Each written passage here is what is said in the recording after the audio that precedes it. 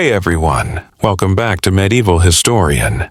Tonight, we're diving into a part of history that rarely makes it into bedtime stories. Childhood in the Middle Ages.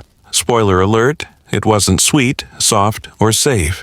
It was harsh, short, and soaked in superstition.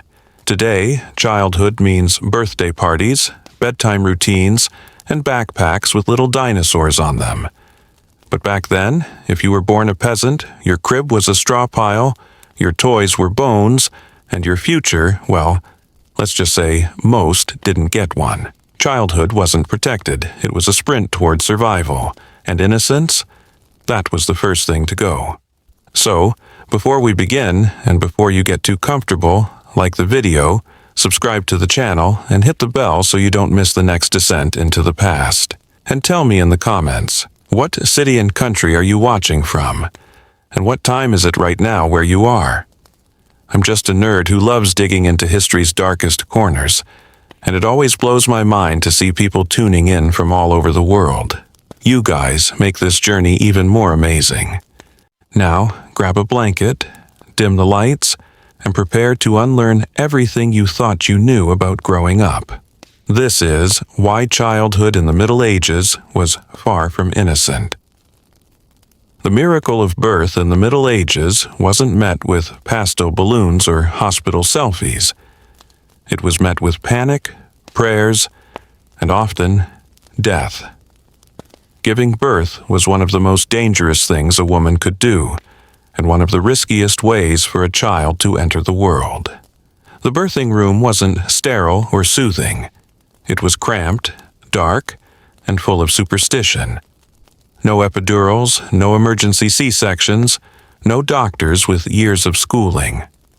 Just a midwife with shaky hands, some herbs, and maybe a saint's bone tucked under the bed for luck. If the mother survived, which wasn't guaranteed, and the baby came out screaming, well, you still weren't in the clear. Half of all children didn't live to see their 5th birthday. That's not hyperbole, that's your odds. Being born didn't mean you had a future. It meant you had entered the lottery of medieval survival. Birth was violent, bloody, and deeply spiritual. And it didn't end when the child came out. There was the cutting of the cord, done with a knife not always clean. There were prayers, charms, and chants. Babies were thought to be full of original sin from the moment they took their first breath, so they had to be baptized as quickly as possible. Not next week, not tomorrow, sometimes within hours. Because if they died before baptism, that soul wasn't going to heaven. It was floating somewhere much less cozy. A newborn wasn't treated like a bundle of joy. Yeah, more like a fragile egg that might crack if you looked at it wrong. Many parents didn't even name their child for weeks or months. Why bother when death might snatch them away before the seasons changed? The emotional distance wasn't heartless, it was protective. Hope was dangerous. Grief was routine. And if the baby was born malformed or sickly, life got even crueler. Some were abandoned. Some were passed off to monasteries, and in rare, darker corners of the countryside, some were left to die. Life had to be earned, and the medieval world had little patience for weakness. There were no prenatal vitamins, no strollers, no baby monitors, just prayers, swaddling cloth, and the lingering question, will this one make it? In short, welcome to your first breath of medieval air. Thick with wood smoke, laced with fear, and already counting the days you might not live to see. If you were born in the Middle Ages, you didn't just cry your way into existence. You screamed into a world that was already preparing for your eternal fate. Baptism wasn't a joyful ceremony with cake and godparents giving you savings bonds. It was a spiritual emergency. You weren't baptized to join a community. You were baptized to escape damnation. The church believed that every newborn came into this world dripping in sin, inherited from Adam. And if that baby died before being washed clean by holy water, Well, they were doomed. Not to hell exactly, but to limbo, a no-man's land of souls that couldn't quite reach heaven. And in a time when half of all babies didn't survive, that was a terrifying possibility. So baptism wasn't postponed, it was rushed. Sometimes done in freezing rivers, muddy chapels, or even right at home if the priest couldn't get there fast enough. A dying baby might have water splashed on its head by a panicked midwife, just to make sure its soul didn't end up floating in spiritual limbo forever. And if it lived, it got a name, finally. The ceremony wasn't warm and fuzzy. It was solemn, sacred, and soaked in desperation. Parents stood in candlelight, clutching their baby like a fragile relic, praying they'd done enough. The priest muttered Latin invocations, anointed the child, and gave it the first, perhaps only, step toward salvation. Your name often came from the saint whose feast day was closest to your birth. That wasn't sentiment, it was strategy. You needed all the divine backup you could get. Saint Benedict, Saint Agnes, Saint whoever was on call that day. And that's how you entered the spiritual ranks of medieval Europe. Wet, scared, and held up like an offering to the divine. But even once baptized, you weren't safe. Any illness, fever, or strange behavior could mean the devil still had a grip on you. Parents feared not just death, but possession. Babies were watched closely for signs of evil influence. Too much crying, too little crying, or simply being born different could set off alarms. The devil, they believed, liked to tamper with the vulnerable. And what's more vulnerable than a newborn with no teeth and no protection, other than a prayer? In the Middle Ages, the soul came before the smile. Your spiritual health mattered more than your comfort, and the baptism wasn't the end of that concern. It was just the beginning. Because now, you weren't just a baby. You were a Christian baby, which meant expectations, which meant judgment, and a whole lifetime of rules, rituals, and consequences. Once you were baptized and, hopefully, free from limbo, the next step in your medieval baby journey was being wrapped like a medieval spring roll. Swaddling wasn't a cozy parenting choice. It was the law of the cradle. Babies were bound tightly, arms straight at their sides, legs pinned together, like some holy burrito of innocence and future labor. The goal? Keep the limbs straight so you didn't grow up crooked, literally. People believed that if a baby moved too much, it could twist itself out of shape, so binding it tightly was considered protective. The idea of let them kick and stretch would have been seen as dangerous nonsense. Your comfort? Not a priority. You could be wrapped for hours, sometimes all day, sometimes for the first months of your life. The wraps were cloth strips, often rough and reused from sibling to sibling. Breathable cotton, forget it. These were the Middle Ages. If you were lucky, it was linen. If you weren't, it was wool or hemp that itched worse than a nest of fleas, which, by the way, you probably also had. The wraps weren't washed often, because laundry required water, heat, and effort, not something parents had to spare when half the village might die of dysentery next week. And you weren't cradled in your mother's arms, either. You were hung on hooks, laid on stone shelves, or tied to boards. Yes, actual wooden boards, so you could be set aside while your parents worked, cooked, or tried to survive another day without starving. Babies were left alone for hours, immobile and silenced by compression. If you needed attention, you cried and hoped someone noticed, or didn't assume it was just demons again. Swaddling also had a dark flip side. It made babies easier to transport, easier to hide, and easier to lose. Fires were common, so were rats. So were unfortunate accidents involving poorly stored babies and unstable shelves. Infant safety wasn't a concern because it wasn't a concept. You weren't a child to be nurtured. You were a future worker, swaddled into place like a tool being stored for later use. So, if you're picturing a rosy-cheeked infant wrapped in blankets and cooed over by adoring villagers, erase it. Replace it with a tiny human mummy, stiff as a board, eyes wide open in a world that barely looked back. Imagine a world where you don't plan your child's future. You just hope they see their next birthday. In medieval Europe, burying children was not a rare tragedy. It was a regular part of parenting. Nearly half of all children died before the age of 5. A sniffle could turn fatal. A fever could mean the end. Diarrhea wasn't an inconvenience. It was often a death sentence. And the worst part, people got used to it. There were no vaccines, no antibiotics, no hand sanitizer, and certainly no pediatricians. A child born healthy on Monday could be buried by Sunday, and if disease didn't get you, starvation might. Famine rolled through towns like a slow, choking fog. Winters were brutal. Harvests failed. Mothers went dry. Fathers disappeared into battle or plague. If food was scarce, guess who ate last? That's right, children. They were weaker, smaller, and deemed less essential. Adults came first. It was survival triage. And let's not forget the lurking specter of infection. One scratch from a rusty nail, one bite from a flea, one sip of bad water, and suddenly your child was sweating, shaking, and slipping away. There were no warning labels, no safety standards.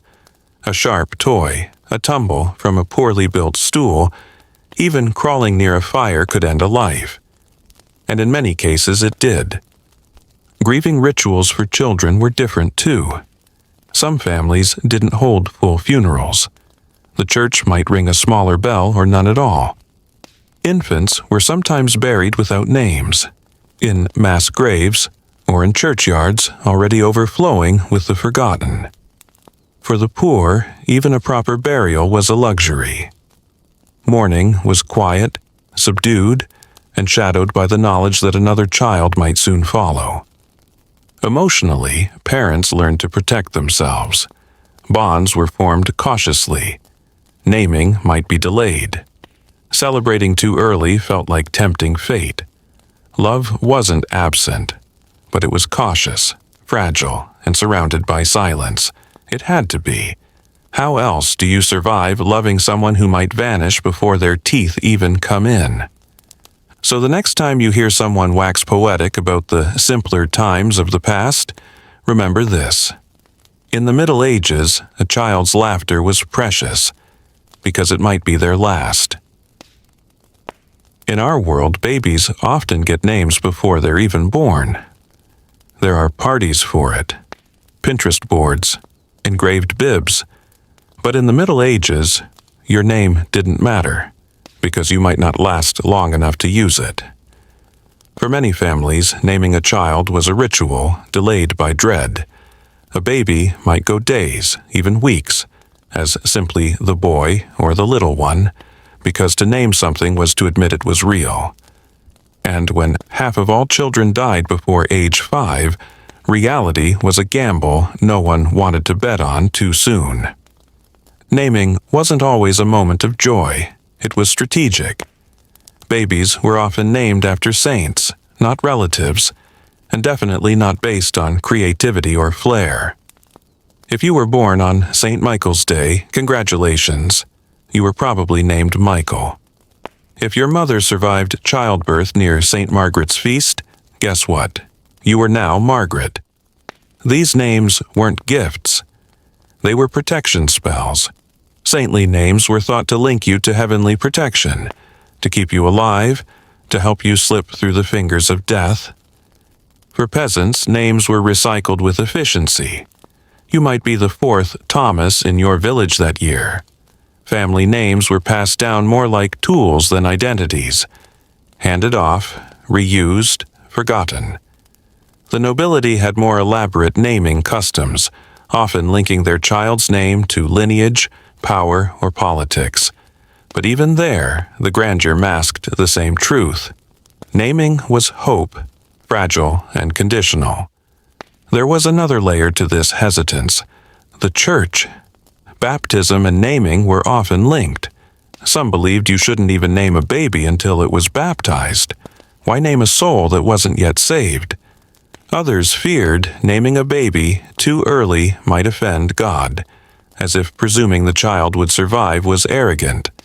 Superstition and theology danced around every cradle.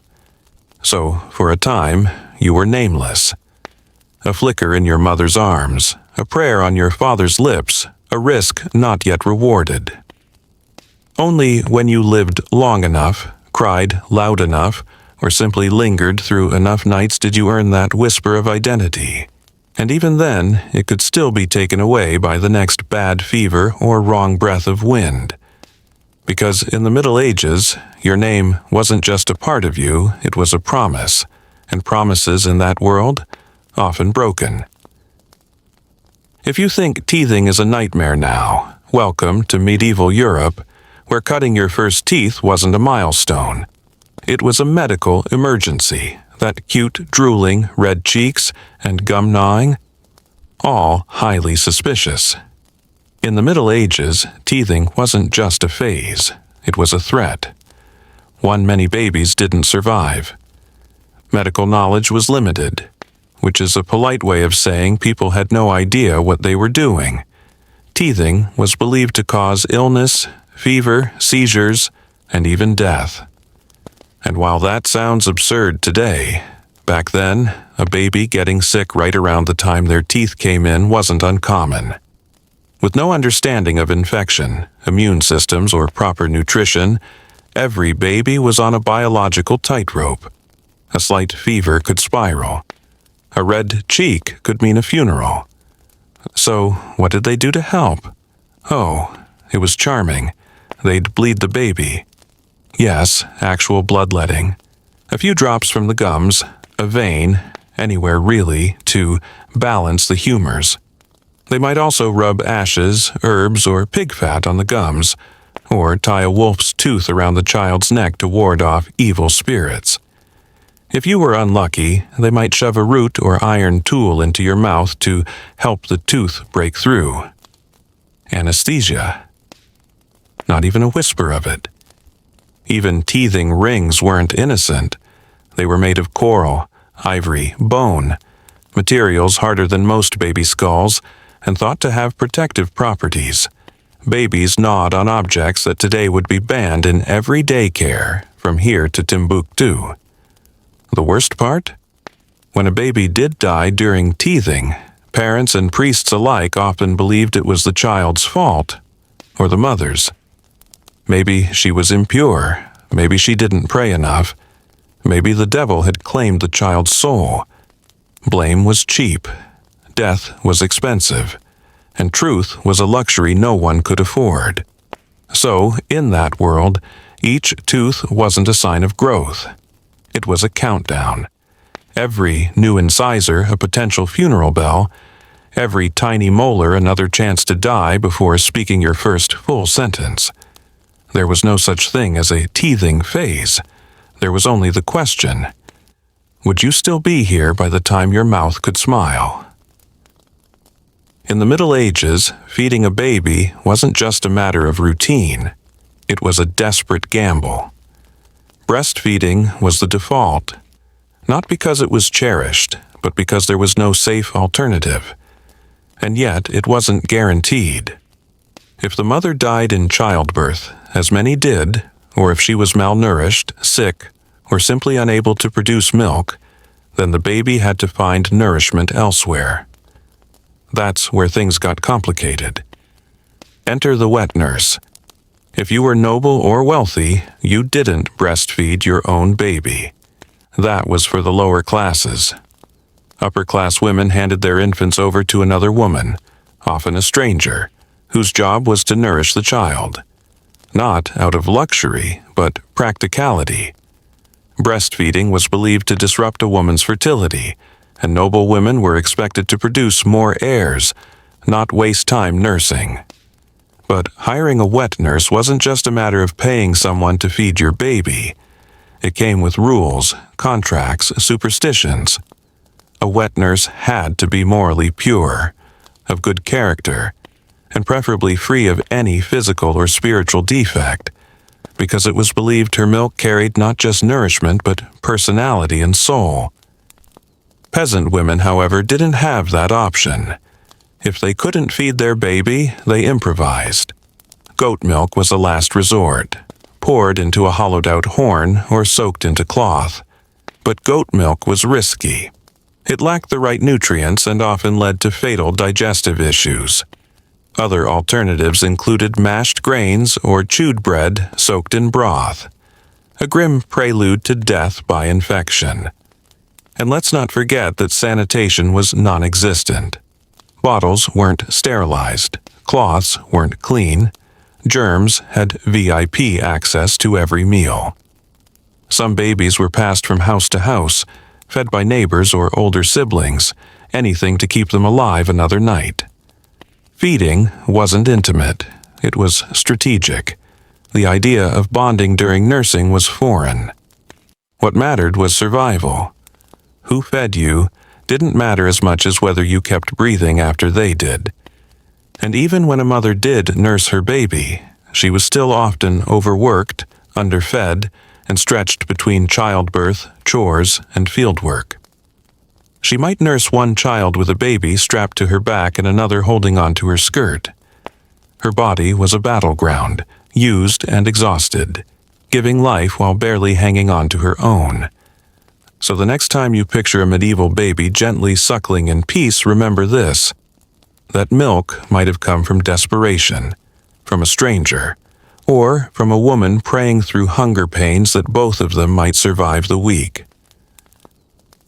Modern parenting often comes with books, blogs, and heated debates about sleep schedules and Montessori toys. In the Middle Ages, parenting came with a shovel, a prayer, and the blunt understanding that love didn't guarantee survival. Parents loved their children, but in a world of plague, famine, and war, they had to love them differently. Practicality ruled over sentiment. If you couldn't clothe a child, feed them, or protect them from disease, affection took a back seat to necessity. Discipline started early, and not the gentle, time-out kind. Children were expected to obey without question. There was no such thing as toddler defiance. Disobedience was considered dangerous, a sign of spiritual corruption or future failure. Spare the rod? Not a chance. The rod was ready, visible, and often used. Parents didn't sugarcoat reality. They couldn't afford to. Life was hard, death was near, and coddling a child didn't prepare them for either. Emotional support was a luxury. You cried, you were told to stop. You asked questions, you were told to pray. Parental affection existed, but it was filtered through a lens of brutal necessity. A father might love his son deeply, but still send him off to work at age 6. A mother might adore her daughter, but still marry her off at 12. There was no room for sentiment when survival was the real priority. And yet, this wasn't heartlessness. It was a form of armor. Parents didn't harden their hearts because they didn't care. They did it because they cared too much. The pain of losing child after child, year after year, could crush a person. So bonds were forged in silence, in resilience, in shared work, and whispered lullabies between chores.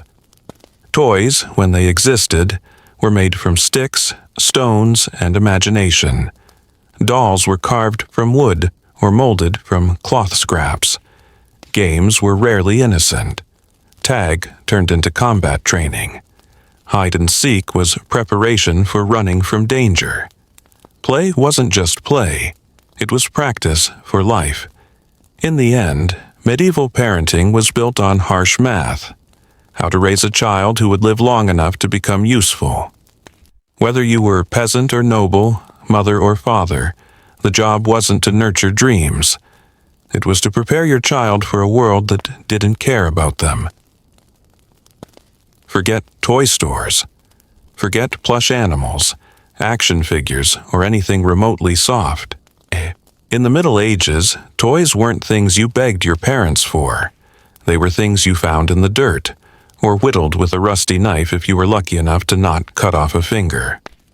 Childhood joy wasn't gift-wrapped. It was carved out of leftover bones, broken crockery, and whatever scraps the grown-ups hadn't already repurposed for something important, like not starving.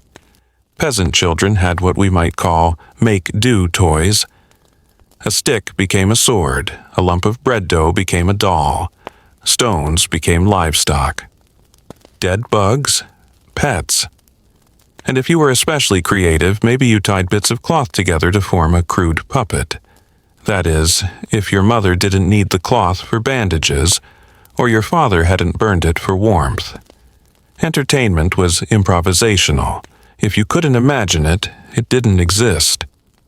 Meanwhile, noble children fared better, but not by much.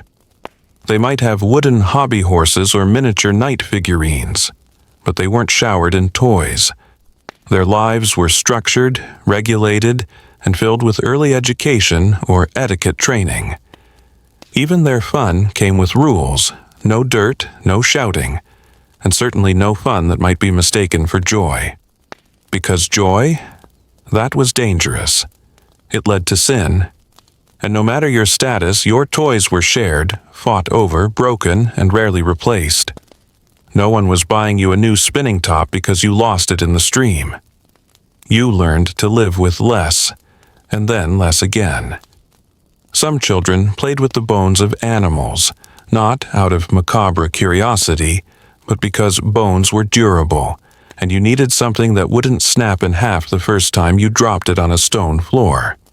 And let's be clear, play was not considered important. To adults, it was a distraction from chores, a phase to be tolerated until you were big enough to hold a broom or carry a bucket. Play didn't exist in a separate, protected space. It happened in the mud, in the barns, near the hearth, while goats bleated and your baby sibling screamed nearby. There was no such thing as a safe play environment. Childhood was full contact all the time, so when we talk about medieval toys, we're not talking about whimsy, we're talking about survival pretending to smile. A world where laughter echoed off stone walls only briefly, before being replaced by the clatter of footsteps as your mother called you to milk the cow. When your first words were expected, it wasn't mama or dada, it was probably amen, or maybe Ave Maria. Because in the Middle Ages, religion wasn't something you learned. It was something soaked into your bones from birth. Your soul, not your speech, came first. And your parents weren't trying to raise a happy toddler. They were trying to raise a miniature Christian who wouldn't offend God or die with sin still clinging to their spirit. The church was everywhere. Its bells marked time, its holidays shaped the calendar, and its commandments hung over your cradle like a mobile made of guilt. The first thing you were taught to say wasn't, "I'm hungry," it was, "Bless me, Father." And if you couldn't speak yet, your parents would say it for you. Faith wasn't optional. It was your armor, your leash, and your only chance at not burning in hell if something went wrong, like, say, a bad cough. You were taught to fear early. Heaven was described, yes, but hell got the best press. Rivers of fire, screaming souls, demons with pitchforks. These weren't bedtime stories. These were daily reminders, and you were reminded constantly. Cried too much? Maybe the devil was tempting you. Asked too many questions? Maybe you were flirting with heresy. By the age of 3 or 4, you were expected to memorize basic prayers. Not just 1 or 2, dozens. You had to know the Our Father, the Hail Mary, the Credo, and probably a few others with Latin thrown in for good measure. Couldn't remember them? That wasn't a developmental delay, that was spiritual danger. Teachers, often priests, weren't handing out gold stars.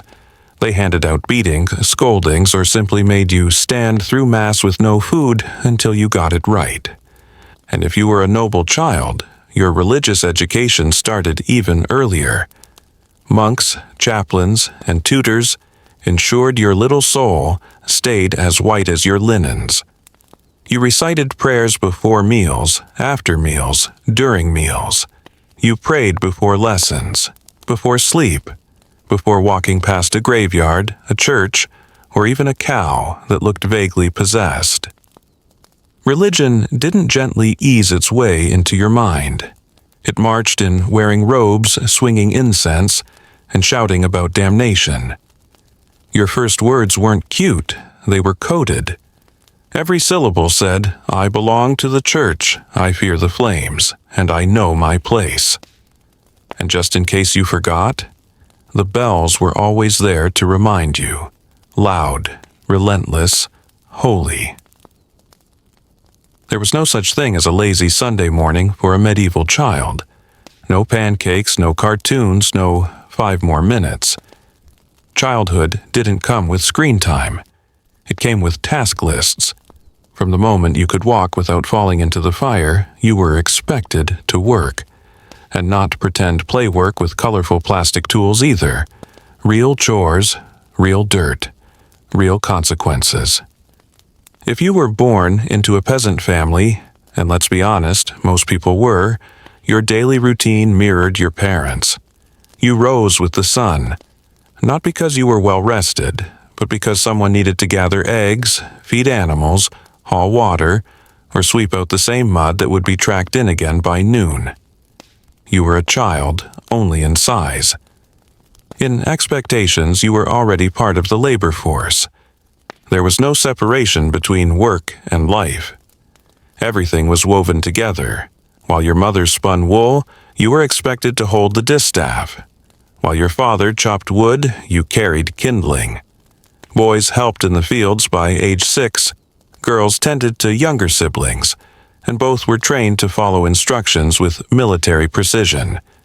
Not because it built character, but because not doing so might ruin the harvest, spoil dinner, or get someone punished.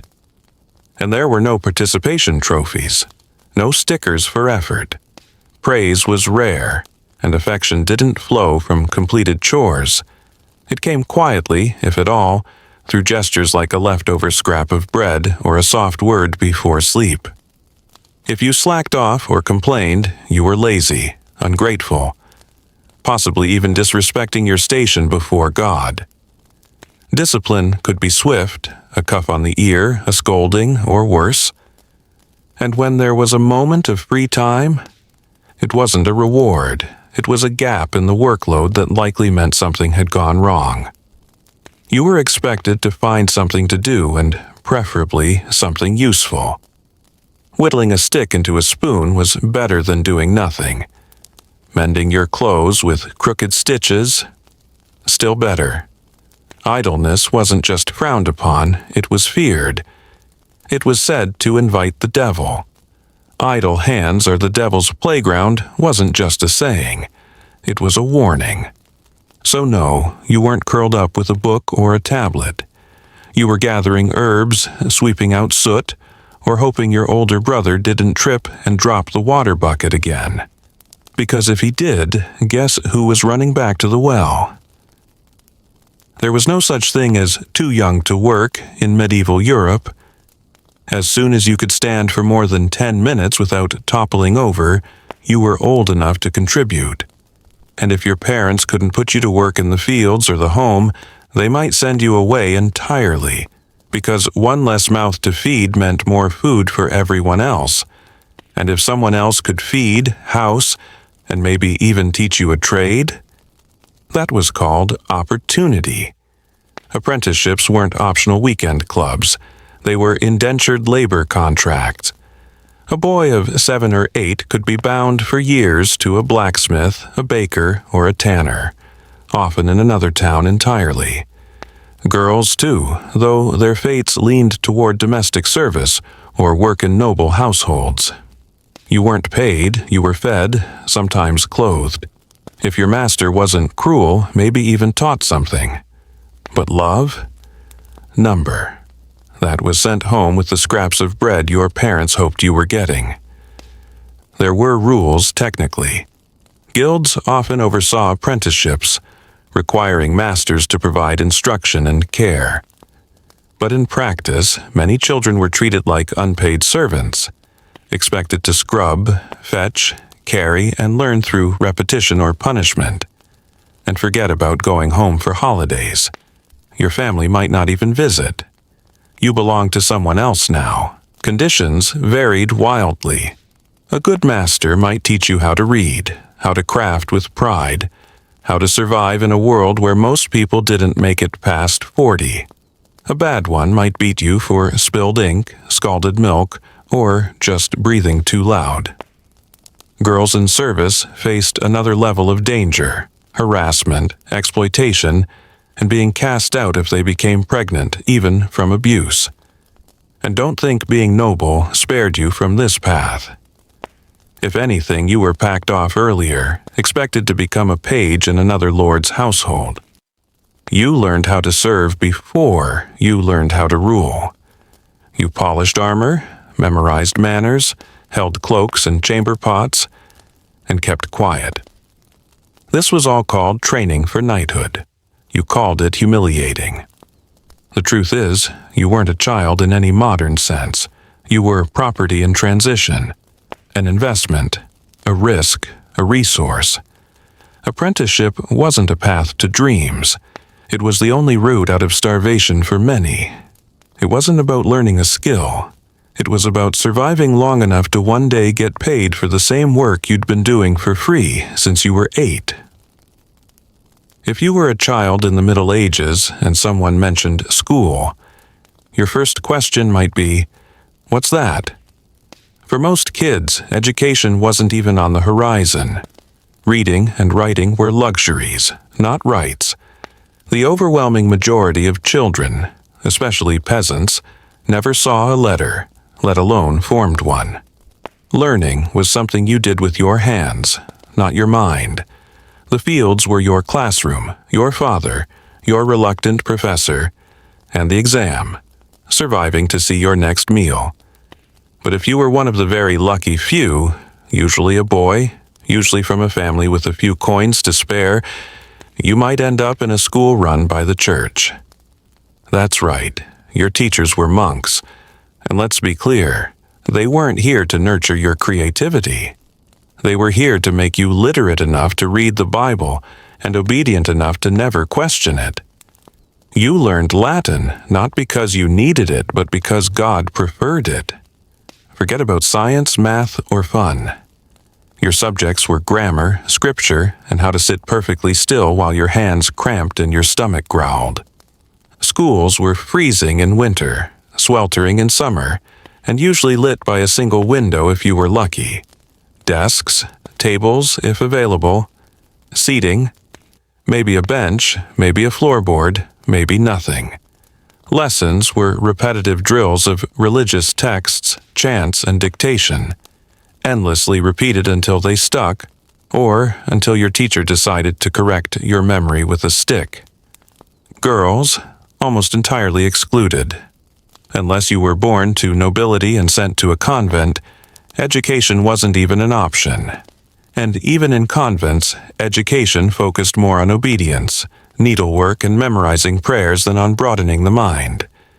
Women weren't raised to think, they were raised to kneel.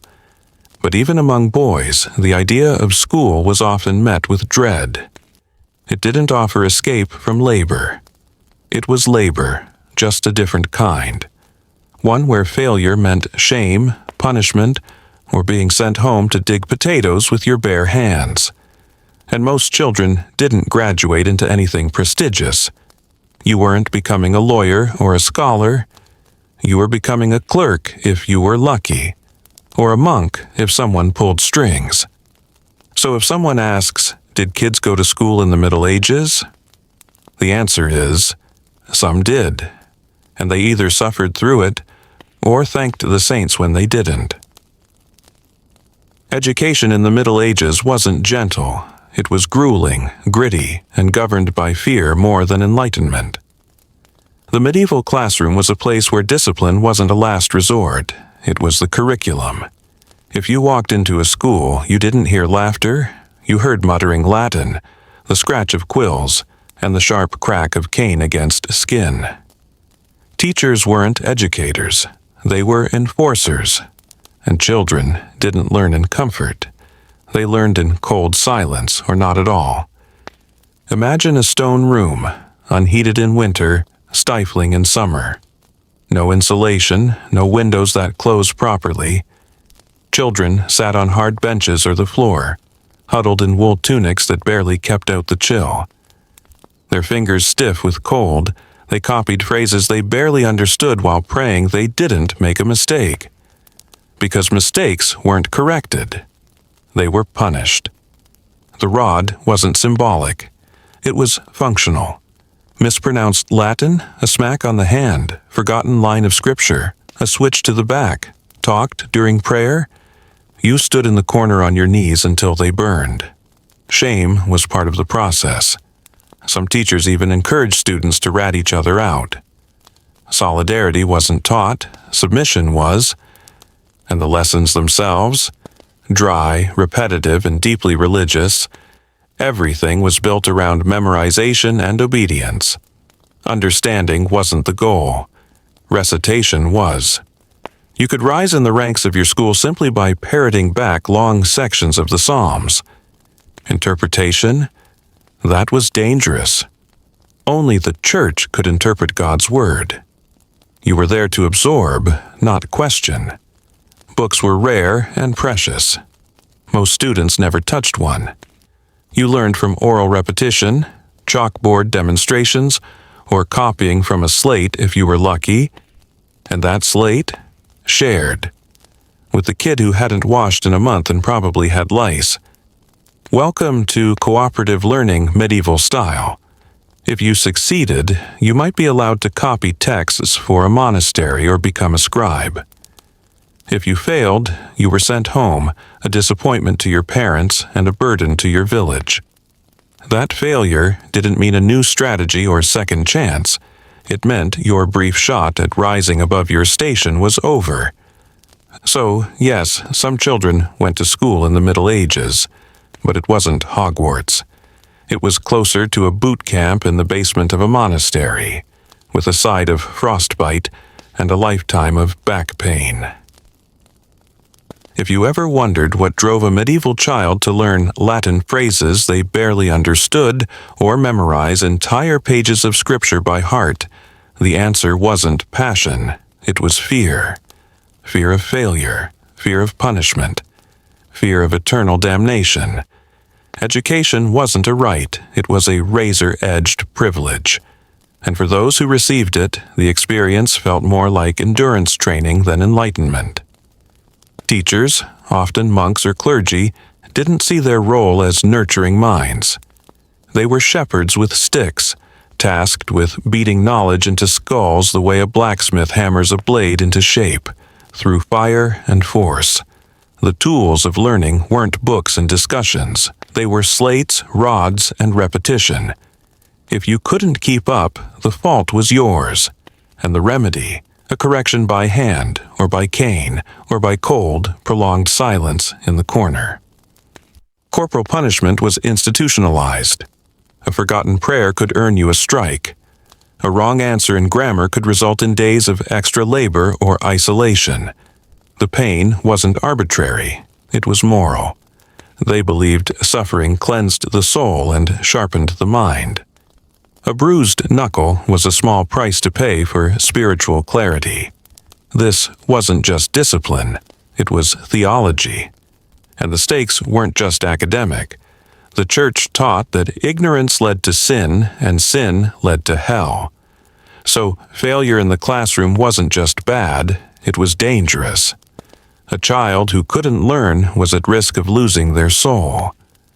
This made education terrifying, but it also made it sacred. You were being formed, not just instructed.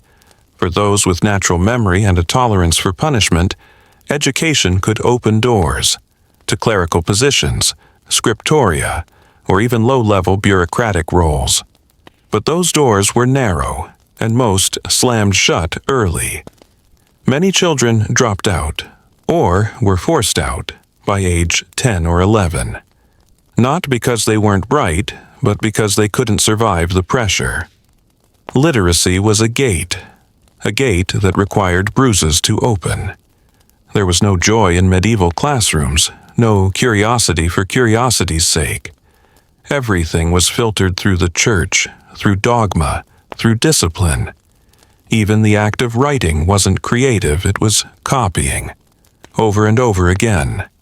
And still, some children clung to it. Not because it was kind, but because it was a tiny sliver of power in a world that offered none. Homework in the Middle Ages wasn't colorful worksheets or online quizzes. It was a soul-level commitment to memorizing the Word of God. If you were one of the few children lucky or unlucky enough to attend school, your homework wasn't just about grades. It was about grace. Your assignments weren't designed to improve your critical thinking. They were designed to make you spiritually obedient. At the end of the day, you didn't run home excited to tell your family what you learned. You shuffled home, repeating verses under your breath, fearful of forgetting a line. Forgetting wasn't just failure, it was sin adjacent. Your homework was to memorize entire prayers, psalms, and portions of religious texts, often in Latin, a language you didn't speak and would never use outside of church. It didn't matter if you understood it. What mattered was that you recited it perfectly, like a parrot whose eternal salvation was on the line. There were no homework breaks, no tutors, no extra help. If you struggled, it meant you needed more discipline. Parents didn't coddle, they expected results. A child who couldn't master their holy homework was shamed at school and punished at home. And if you were a servant or apprentice on top of being a student, you did your memorization between chores or while falling asleep on a sack of straw. And yet, this burden was framed as a blessing.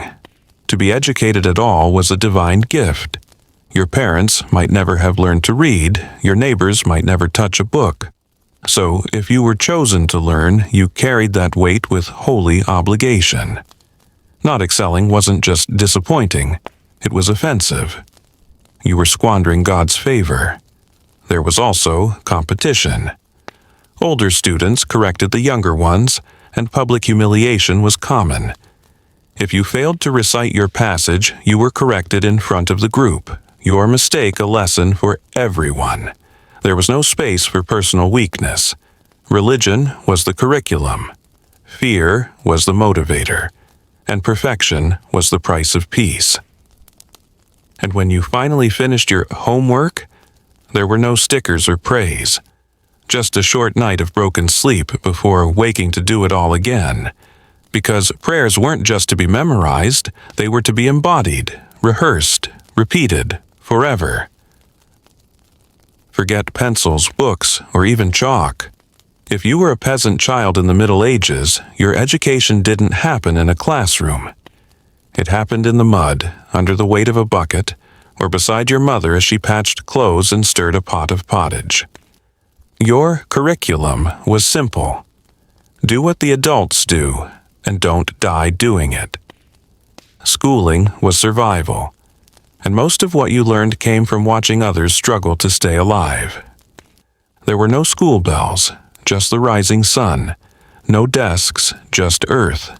No grades, just glances from your father when you fumbled the kindling or spilled the milk. You learned how to dig, how to plant, how to haul, and how to obey. Boys were taught the ways of the field, plowing, harvesting, chopping, sweating. Girls were trained in the domestic arts, cooking, spinning, cleaning, mending, and raising siblings almost as young as themselves. But the lines blurred quickly. Everyone did what needed doing. Age didn't matter as much as usefulness. You didn't get days off. Not for holidays, not for birthdays, and definitely not for childhood. Work followed the seasons, and so did you. Winter meant gathering fuel and feeding animals. Spring meant planting. Summer meant harvesting. Autumn meant preserving. And in between, there were cows to milk, floors to sweep, and elders to obey. Learning happened while your back hurt and your fingers bled. There were no teachers, only your family, neighbors, and the occasional older child who passed on their patchwork knowledge. You learned through repetition, imitation, and consequence. Drop the bucket, and you do it again. Burn the bread, and you eat it anyway. Fail to corral the chickens? Spend an hour chasing feathers across the yard while everyone laughs. That was your final exam. And then there was the knowledge you didn't even know you were absorbing. How to kneel when the priest passed. How to silence yourself around authority. How to whisper curses that wouldn't be overheard. How to mourn quickly, because life kept moving. These lessons were unspoken but essential. You learned to expect less, fear more, and push forward anyway. Because being a peasant child didn't mean being ignorant, it meant being conditioned, trained for a life that didn't have time for wonder, for books, or for dreams. Your only real graduation came when you could do the day's labor without help. And that diploma?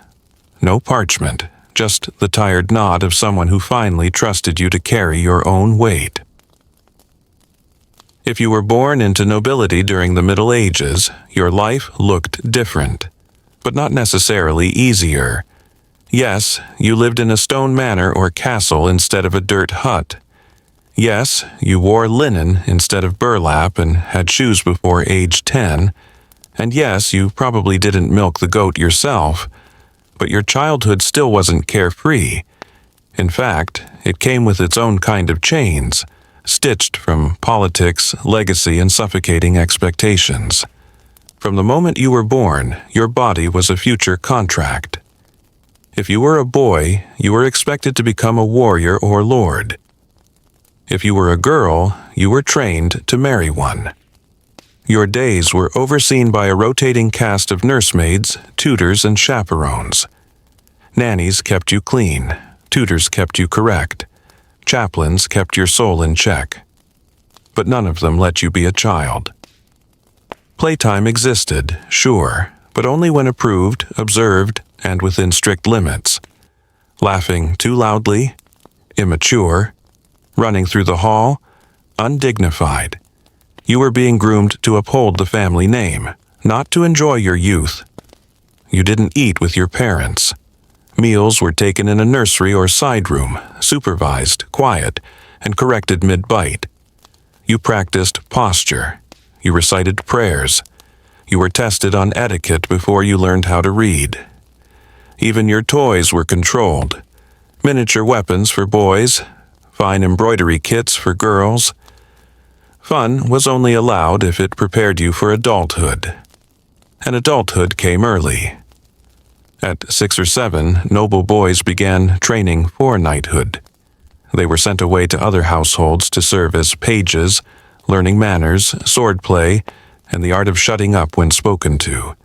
By 14, they'd become squires, helping knights with armor and horses while hoping not to get trampled. Girls were betrothed even earlier, their value tied to dowries, alliances, and fertility. Your first lessons weren't about curiosity, they were about control. Control your tone, control your appetite, control your fate, and always looming over this carefully curated upbringing, fear. Disease didn't care about titles. Plague entered castles just as easily as it swept through villages. Political tensions turned into kidnappings, wars, or poisoned feasts. A single marriage could shift alliances and put you in danger. Your life was planned, but it wasn't protected. So, yes, noble children had clean sheets and plenty to eat, but they also had watchful eyes in every corridor, rigid schedules, and futures they didn't get to choose. You weren't raised to be happy. You were raised to be valuable. And if you failed, you were forgotten. just another noble name that didn't live long enough to matter. To be a noble girl in the Middle Ages was to live as a contract in human form. You were born into silks, but they wrapped you in expectations as tightly as any swaddling cloth. From the moment your sex was known, your value was measured in dowries, alliances, and how well you could keep quiet during Mass. You were not raised to rule your life. You were raised to make someone else's easier, your father's through marriage, your husband's through obedience, and your house's through heirs. Your education reflected that. You learned languages, yes, but only enough to charm a suitor. You read, but only what was approved by the priest or tutor. You wrote polite letters, you sang when told, you danced only within limits, and above all else, you were taught to be pleasing without being provocative. Your personality wasn't considered an asset, your virtue was. And if you lost that through scandal, accusation, or assault, you lost everything. Your clothing was armor made of velvet and rules. You learned to move gracefully in layers of fabric, corsetry, and judgment. To eat sparingly, to laugh softly, to hide opinions behind pleasantries. You weren't asked what you wanted. You were told what was best. At best, you were groomed to become a high-born lady who could manage an estate while looking delicate. At worst, you were married off before you'd finished growing, to a man decades older who saw you as leverage with legs. And don't think that being noble protected you from hardship. You might live in a castle, but that castle could be cold, violent, or lonely. Your marriage could be unhappy, unfaithful, or even brutal. And divorce? Not an option. If your husband died, you became property again. This time a widow, maneuvered like a pawn into someone else's household. Even your body wasn't fully yours. Your womb belonged to your family line. Your first menstruation was less a biological milestone and more a ceremonial signal. The bride market was open. You were displayed, evaluated, and bartered. Like land, only dressed prettier. So, while peasants toiled in the mud, noble girls were raised in golden cages. The walls were made of etiquette. The bars were painted with theology, and the lock was always on the outside. If you were a noble boy in the Middle Ages, your childhood didn't come with dreams of discovery or gentle mentorship. It came with cold steel, strict rules, and the expectation that you'd grow up to bleed for your family name. You were a warrior in training, a future knight, or at the very least a man who'd know how to kill before you could grow a beard. Because in the feudal system, your sword mattered more than your smile. By age 7, you were shipped off, not sent, not guided, but shipped, to another lord's castle to become a page. This wasn't a cozy boarding school. It was a trial run for service. You cleaned armor, served meals, tended horses, and learned to hold your tongue in front of nobility. You were away from your family, surrounded by strangers, and expected to absorb every rule of chivalry, often from men who violated them daily. Your days were structured like military drills. You woke early. You trained with wooden swords. You learned to ride, not for pleasure, but for battle. You practiced with lances, watched real blood spill in hunting expeditions, and listened to tales of glory that almost always ended in death. No one cared if you were scared. No one asked if you were ready. You were told, this is who you are now. By 14, you were a squire. That meant you were practically a man in their eyes. You followed knights into battle, dressed them, carried their weapons, and hoped you didn't drop anything crucial, or vomit from fear. You learned how to fight not in theory, but in the dirt, under real pressure. Bruises were badges. Failure was humiliation. You didn't have time to develop a sense of self. Your identity was wrapped in armor before you could finish becoming a person. You were expected to be brave, silent, obedient, and useful. Show emotion, weakness, ask questions, insolence. Your friendships were forged in shared suffering. Your enemies were anyone who questioned your lineage or your loyalty. And for all that training, there was no guarantee of knighthood. Some boys died in service, some were crippled. Others failed to earn their place and returned home in shame. But if you succeeded, you earned a title, a horse, a sword, and a lifetime of wars ahead. So, while the peasants learned to dig and the girls learned to bow, the noble boy learned how to kill. Childhood ended the moment the sword touched your hand, and you didn't let go of it until the day you couldn't lift it anymore. In the Middle Ages, children didn't just battle hunger or discipline, they battled the invisible. Disease was everywhere.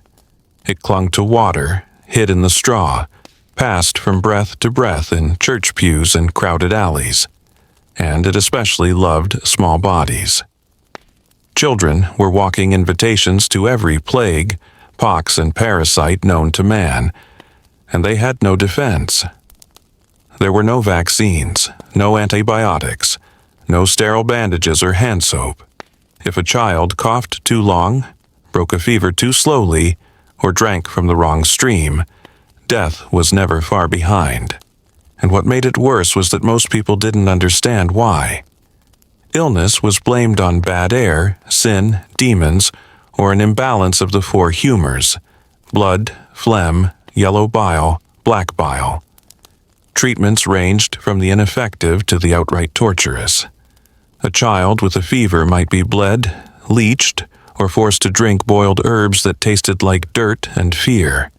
A child with a rash might be isolated, not to prevent spread, but because people feared they were cursed. And if you lived near a monastery, the best cure might involve prayers, relics, and a priest sprinkling holy water over your limp frame. It rarely worked. Parasites were part of daily life. Lice, fleas, and worms weren't exceptions. They were norms.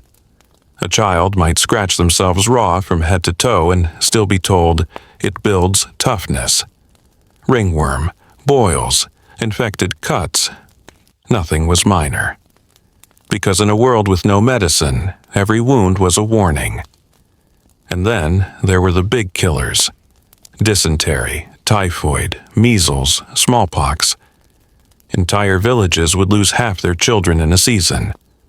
One sick playmate could turn a cottage into a crypt. People dug graves before the child had died, because by the time the fever broke, it was often too late to start shoveling. And perhaps worst of all was the silence that followed. In some homes, parents didn't cry aloud.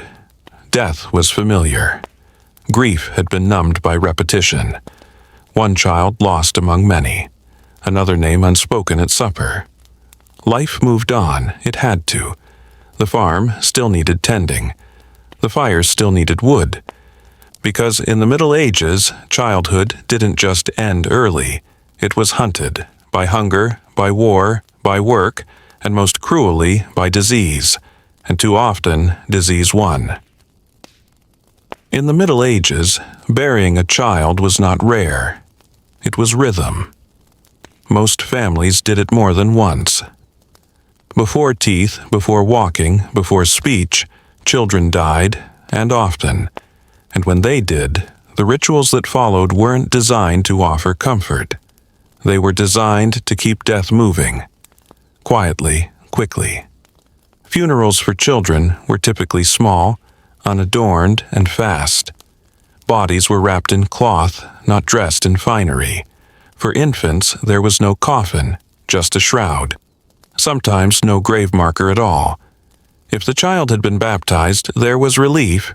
The soul was saved. If not, that grief twisted into spiritual fear.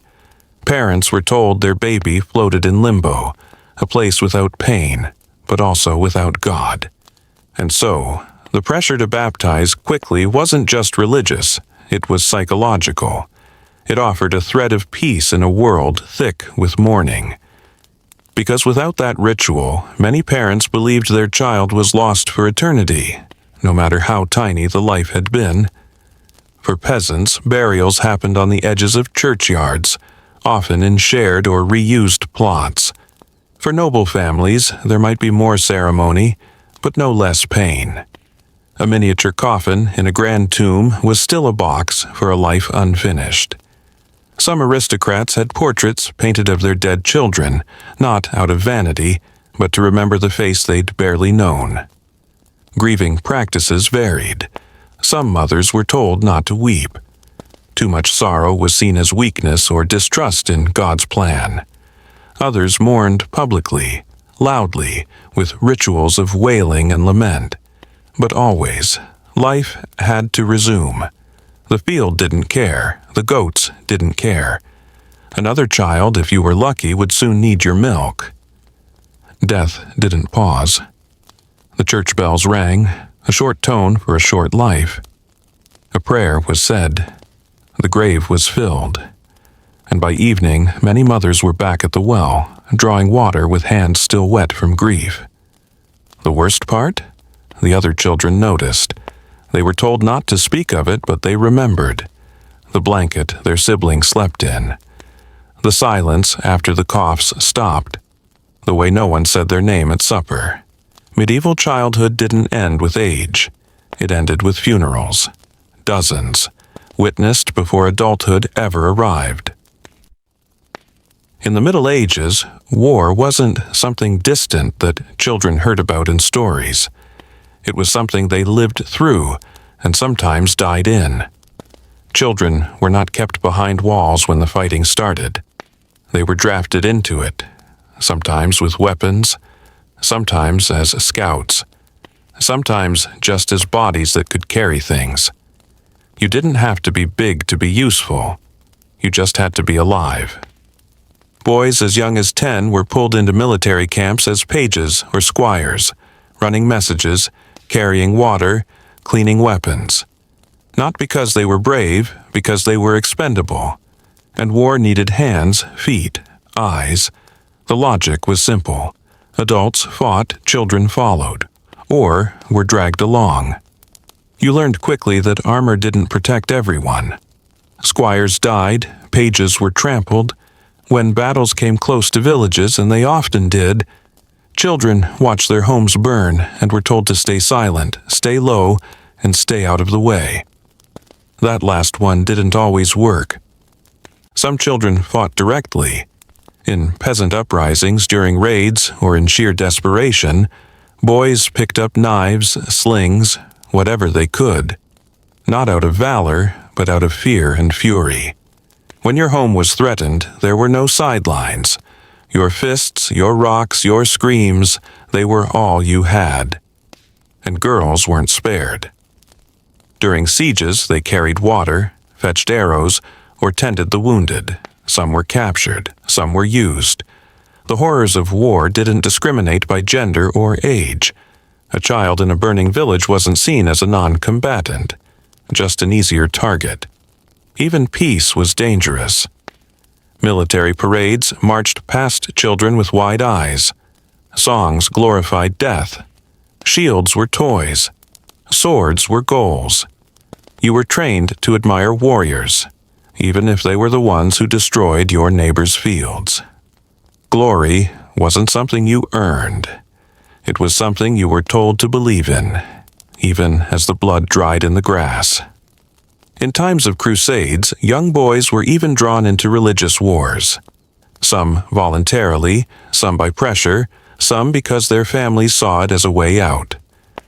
Some of those boys never returned. Some were never found. They disappeared into the pages of history as unnamed martyrs or forgotten losses. So, no, war didn't wait for adulthood. It arrived early, wearing a soldier's boots or a raider's torch. Childhood wasn't a shield, it was a target. And sometimes it was the first thing lost in the smoke. It's hard to imagine now, but in the medieval world, abandoning your child wasn't always seen as cruelty. Sometimes it was seen as mercy or necessity. When food was scarce, sickness spread, or another mouth meant someone else might starve. Parents faced brutal choices. And sometimes the choice was to let go. Abandonment didn't always mean tossing a child into the woods. Often, it meant quietly leaving them at the steps of a monastery or convent, wrapped in old cloth, sometimes with a coin, sometimes with a note, sometimes with nothing. Just a prayer whispered into the cold air and the hope that someone holier or wealthier might keep the child alive. These children became orphans, not necessarily because their parents died, but because their parents couldn't afford the cost of keeping them alive. Some were taken in by religious orders. Raised by monks and nuns, they lived under vows they never chose: silence, discipline, poverty. Others were taken into households as servants, raised to labor with no promise of love. Gratitude was expected, even if they were beaten, neglected, or forgotten. And not all were placed in holy hands. Some were left to fate, abandoned at crossroads, riverbanks, or outside town walls, where disease, wolves, or human cruelty could find them first. It wasn't always neglect. Sometimes it was resignation. Parents believed they had no other options. There were even foundling wheels, rotating platforms built into convent walls where mothers could anonymously place their infants without being seen. A bell would ring, the wheel would turn, and the child would vanish from one life into another, often without ever learning where they came from.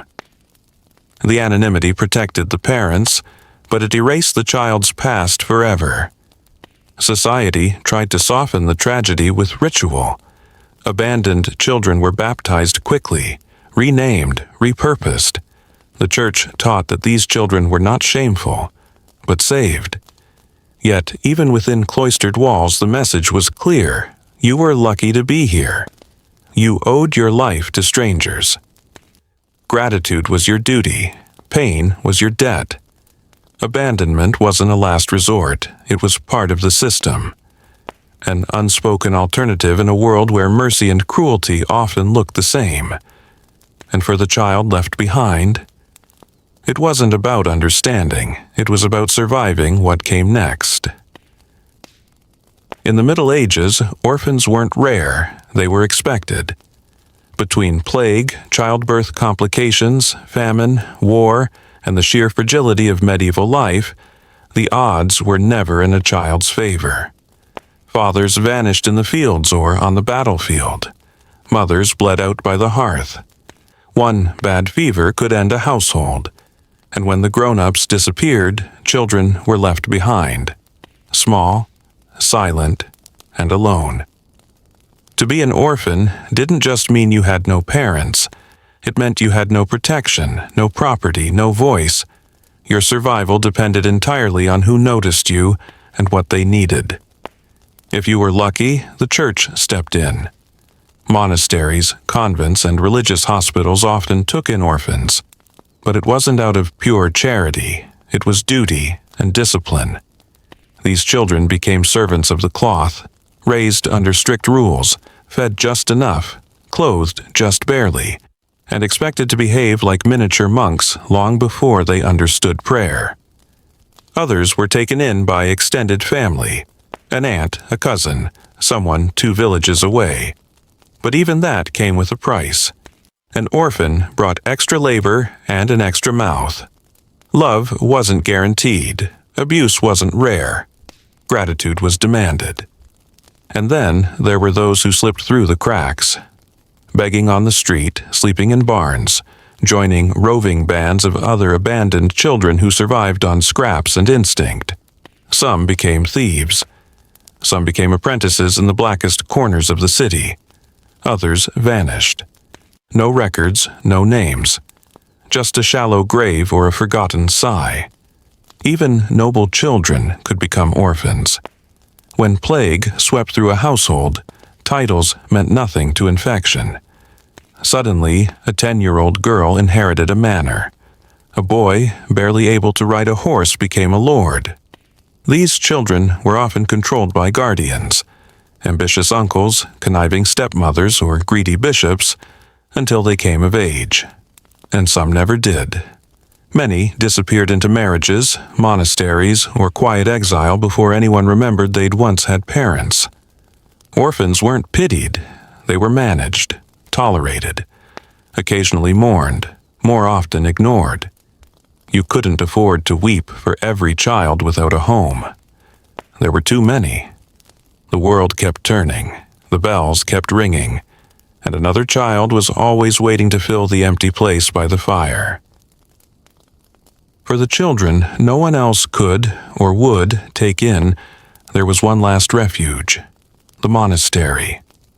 These stone-walled sanctuaries didn't just house monks and prayers. They housed the forgotten, orphans, foundlings, illegitimate children, the sick, the strange. In a world with no orphanages as we understand them today, monasteries were shelters, schools, and spiritual factories all in one. And if you ended up in one, your life changed completely. Monks didn't raise children like families did. There were no bedtime stories, no toys, no soft hands brushing hair behind ears. Children were folded into the rhythms of monastic life like candles into a mold, poured, shaped, and expected to harden. You woke before dawn. You prayed before you could speak clearly. Meals were silent. Laughter was suspicious. Play was non-existent. Instead of games, you learned chants. Instead of chores for home, you cleaned the chapel floor until your knees blistered. You memorized scriptures in Latin before you ever read a sentence in your native tongue. You learned to write only so you could copy the words of others. Original thought was not encouraged. Obedience was everything. Discipline was ever present. A missed prayer could mean fasting. Talking out of turn might mean kneeling for hours. Physical punishment wasn't frowned upon, it was expected. Monks believed that pain purified, that correction saved souls. Children were not shaped with patience, but with pressure. And yet, for some, this was better than the alternative. In a monastery, you ate daily, even if it was just porridge and stale bread. You had shelter, even if it was a shared stone cell. You had purpose, even if that purpose was silence. Some children stayed and became monks themselves. They took vows of poverty and chastity before they understood what either truly meant. They grew into men of the cloth because they knew nothing else. Others left when they came of age, into priesthood, into service, into the broader world where their quiet training became armor. But the shadow of their childhood never left them. You could see it in their posture, in their eyes, in the way they flinched when someone raised their voice. Monastic childhood wasn't warm, it was orderly, and for many it was the only path through the chaos of a world that had no place for them anywhere else. Discipline in the Middle Ages didn't come in timeouts or gentle talks. It came in lashes, cuffs, and wooden rods. The line between correcting a child and punishing a criminal was paper thin, and often crossed without hesitation. A child who spoke out of turn, skipped a prayer, or spilled something important wasn't just corrected. They were disciplined. Because in the medieval mindset, the child wasn't an innocent soul waiting to blossom. They were a little sinner who needed to be beaten into righteousness. Parents didn't hesitate to strike. It was expected. Teachers carried canes. Priests carried scripture and a firm hand. Discipline was considered an act of love, or at least an act of duty. A spoiled child was believed to grow into a dangerous adult. Better to bruise the body than lose the soul. And it wasn't just about actions. Children were punished for attitudes, tones of voice, for looking the wrong way, for laughing too loudly, or for asking the wrong question at the wrong time. A child's personality wasn't celebrated. It was shaped like iron on an anvil with fire and force.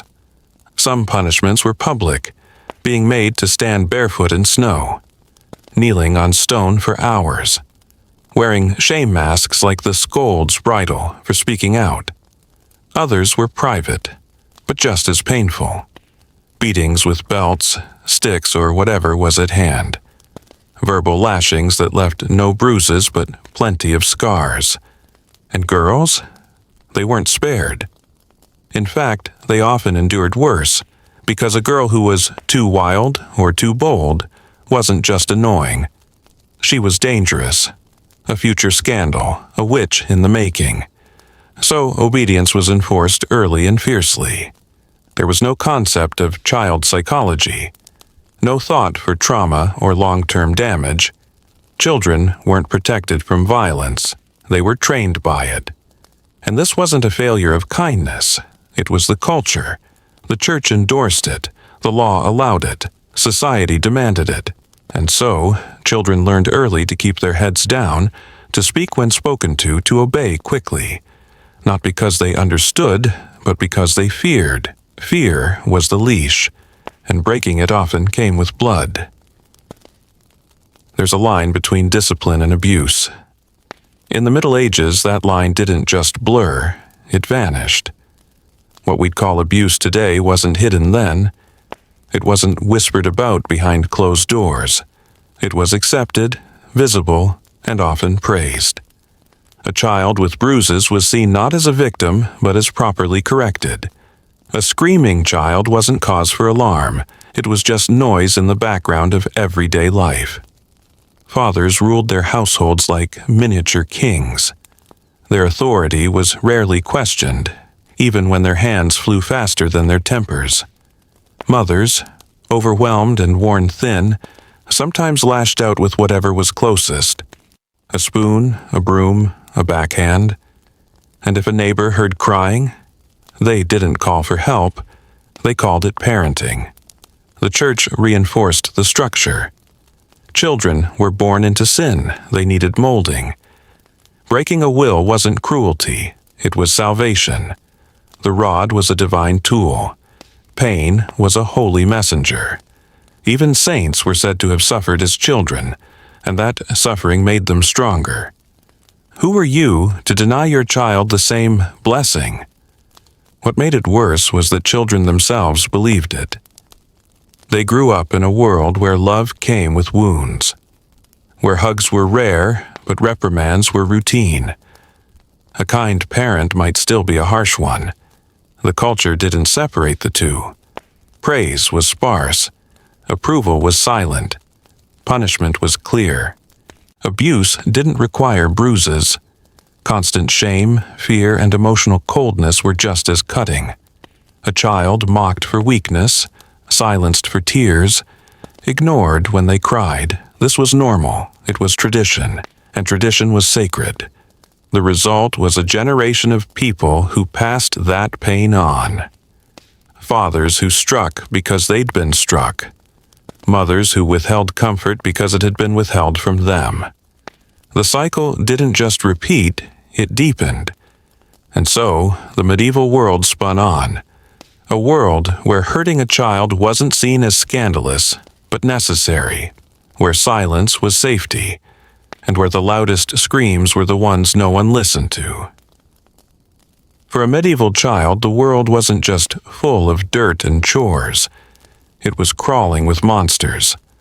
Not the kind that hid under beds, but the kind that walked in daylight, wore human faces, and could steal your soul with a whisper. To grow up in the Middle Ages was to live in a reality where magic was fact. Demons were literal, and the devil had a to-do list that probably included your name. From the moment you could speak, you were warned about spirits, witches, curses, and goblins. The woods weren't just dark, they were haunted. The night didn't just mean sleep, it meant danger. Every odd sound was a potential omen. Every illness, a possible possession. Children were considered especially vulnerable. Innocent, yes, but also easily corrupted. If you cried too much, it was because the devil was tugging on your heart. If you got sick, it was because someone had cursed your cradle. If you laughed too hard in church, it was because something unholy had taken interest in you. Magic wasn't fantasy, it was explanation. Why did your sibling die? A witch. Why did your crops fail? A curse. Why did the baby speak before they walked? Demon.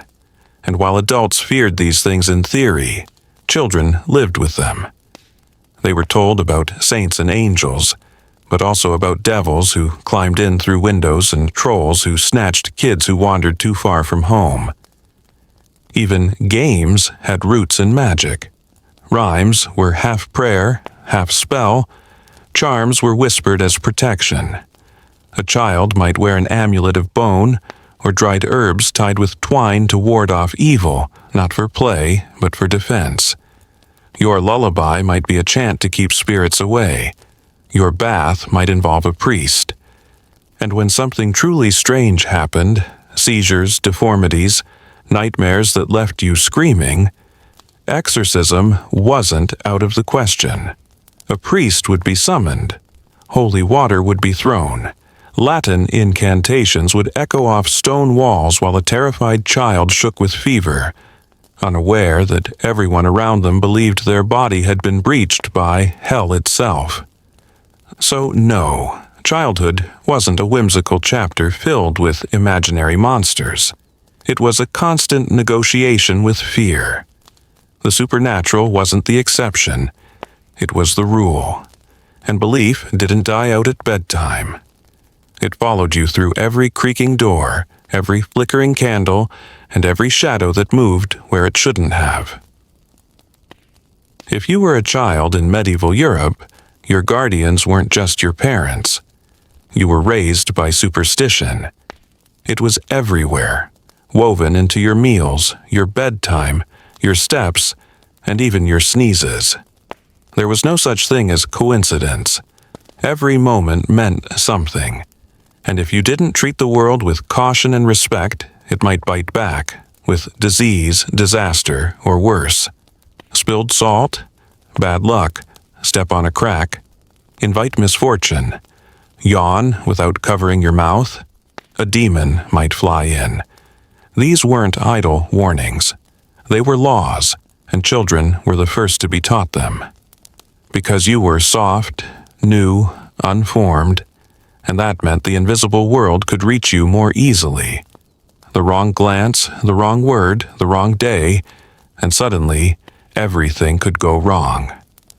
Parents whispered instructions into your ears before you could read. Don't walk alone at dusk. Don't look at the moon too long. Don't answer if someone calls your name from an empty room. If you had a birthmark, it might be seen as a witch's kiss. If you had dreams of fire, they might be prophecy. And if you saw a crow 3 mornings in a row, someone was going to die. Superstition filled the gaps left by medicine, by science, by sense. Why did your baby brother waste away? Maybe your neighbor cursed your family. Why was your mother always tired? Maybe she walked too close to a fairy mound. Why did your father vanish in the woods? Maybe the spirits didn't like him. Logic wasn't comfort. Mystery was. Everything had meaning. Bread had to be broken a certain way. Nails trimmed on Sundays brought bad luck. Giving a child their first haircut too early could offend the saints. Mirrors were rare, but if a child looked into one too long, it was said they could see too deep. And sneezing, that was practically a spiritual crisis. Bless you wasn't polite, it was protection. Children didn't just obey parents, they obeyed rituals. And rituals didn't care how old you were. If you disrespected the rules, laughed during a funeral, forgot to cross yourself at the chapel, stepped over a grave, you risked being whispered about, watched or worse, marked. So you walked carefully, ate carefully, slept with a cross nearby, and you grew up knowing one thing above all else: the world was listening, and it didn't always forgive. The Black Death didn't care how small your shoes were. It didn't flinch at the sight of a cradle. When the plague rolled into medieval Europe, it took everyone: mothers, fathers, monks, midwives, and yes, children. Especially children. They had no immunity, no treatment, and no warning. One day, they were coughing. The next, they were gone. Sometimes entire families were buried within a week, their small bodies stacked between the old and the already forgotten. It wasn't just the Black Death either. Plague came in waves, in cycles, in whispers and screams, and every time it swept through like a fire that only grew stronger when it found the weakest fuel. Children, with their frail bodies and crowded homes, were first to fall. Cities tried quarantines. Villages fled. Parents watched helplessly as fevers took hold, boils erupted, and tiny fingers went cold. There was no cure, no mercy. Just the smell of death in the air and the knowledge that it would come for you next. And for the children who survived, the horror wasn't over. They watched siblings die, buried parents, wandered streets filled with carts of the dead. Childhood didn't pause. It shattered. You didn't have time to process loss. You learned to stop asking questions, to hold your breath when someone coughed, to turn away from your own baby brother if he started to swell. Some children were labeled survivors, others carriers. Fear turned to superstition. The girl who hadn't gotten sick? Maybe she was protected. Maybe she was cursed. The boy who cried too hard when his mother died? Maybe that grief would bring sickness. The line between medicine and myth blurred fast, and children caught in that blur suffered both the disease and the blame. Plague changed everything. It reshaped families, communities, entire economies. But for a medieval child, it did something worse. It taught them that no one, not even God's favorites, were safe. That the world could end quietly, in a single cough. That hugs could kill. That prayers might go unanswered. So the next time the church bells rang, and the priest passed with incense in a funeral cart, children didn't watch from windows. They stood in line. Because in the Middle Ages, plague didn't just end lives, it ended innocence. Children played in the Middle Ages, but not like today. There were no toy stores, no board games, no colorful puzzles designed for motor skills development. Play was rough, crude, sometimes joyful, often dangerous, and nearly always a rehearsal for the hard world waiting just outside the door. Boys played war. With sticks for swords and rocks for shields, they reenacted battles they'd never seen but already knew would shape their future. They formed squads, ambushed each other in alleyways, staged mock duels behind barns. The bruises they got weren't mistakes, they were lessons. Pain was a teacher. Blood meant the game had been taken seriously. Girls played too, but their games mirrored the domestic roles they were expected to inherit. Miniature kitchens were pits in the dirt with pebbles for stew. Dolls were bundled cloth meant to practice nursing. Pretend marriages were rehearsals for real ones. Chores were done in mimicry, then for real by age 6. Their games weren't carefree, they were prophecy. And together? Children played tag in graveyards, climbed crumbling walls, chased each other through markets, sometimes stealing fruit to make it more fun. Hide and seek wasn't just a game, it was survival training. Learning to stay quiet, learning to disappear, learning when to run and when to freeze. There were ball games, yes, but balls were made of pig bladders or rolled rags. There were dice games, but gambling wasn't discouraged, just watched carefully. Some games involved sharp objects. Some involved fire. Some children didn't come home from play at all. No one built safety nets around these activities.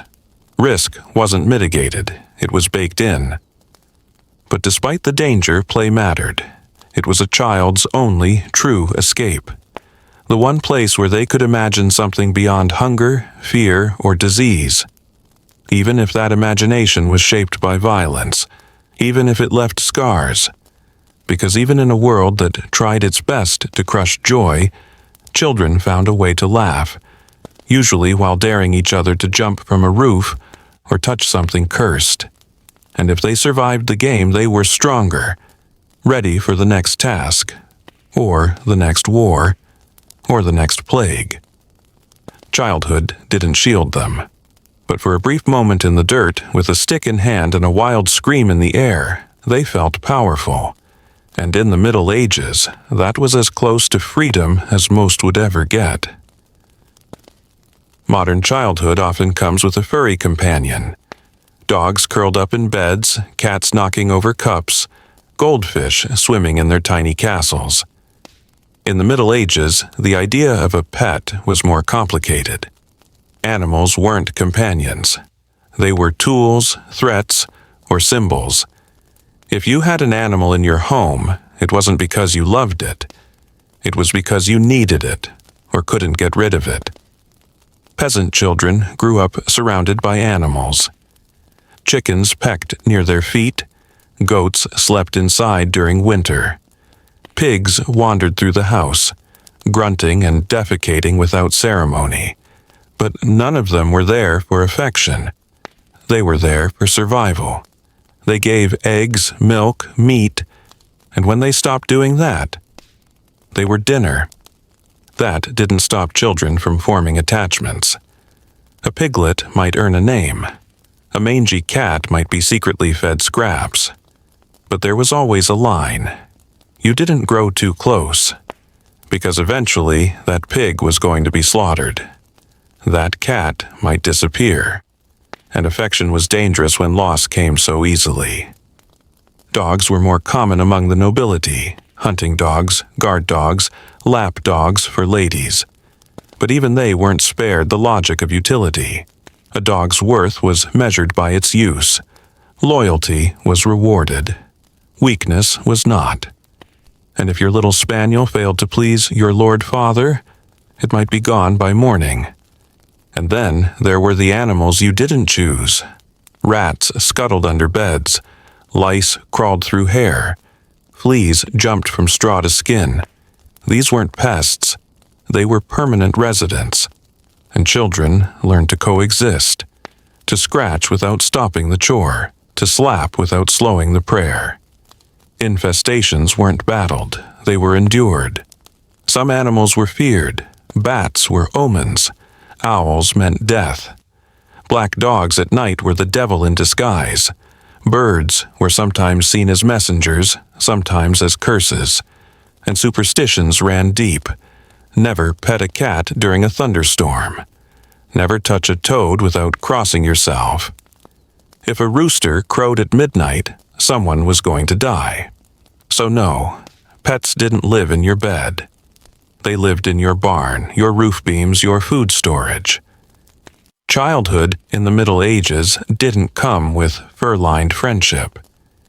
It came with creatures you shared your life with, whether you loved them, feared them, or just tried not to step in what they left behind. There were no Christmas lists in the Middle Ages, no sleigh bells, no red-suited man sneaking into your chimney. What you had instead were saints, watchful, powerful, and anything but jolly. Childhood in medieval Europe didn't involve wish-granting strangers. It involved patron saints who judged your prayers, miracles that came with fine print, and feast days that could bless you or break you.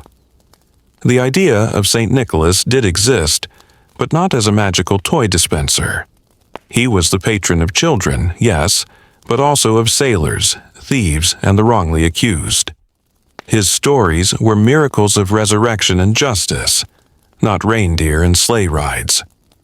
On his feast day, December 6th, some lucky children might receive coins or bread in their shoes, but not because they were good, because someone generous had decided to honor the saint. It was charity wrapped in ritual, not reward. Most saints weren't sweet, they were intense. They bled for faith, they performed miracles, they burned heretics. Children learned about saints who healed the sick and raised the dead, but also about those who punished doubters and scorned the disobedient. These weren't cartoon characters.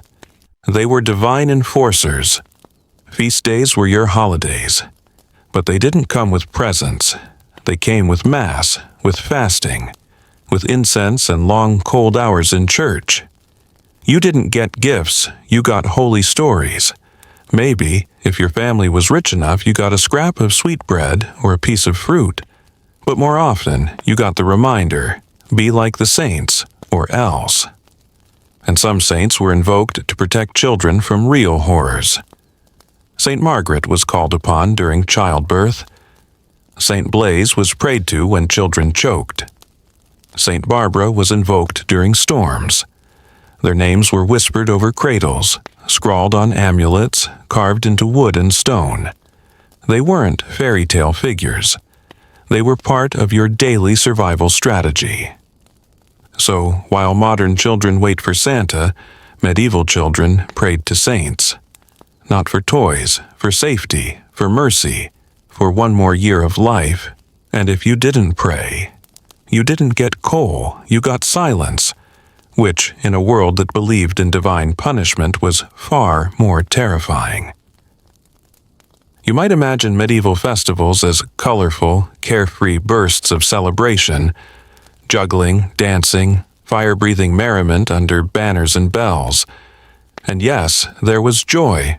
There were songs, drums, acrobats, and market stalls. But for a child in the Middle Ages, festivals weren't just fun.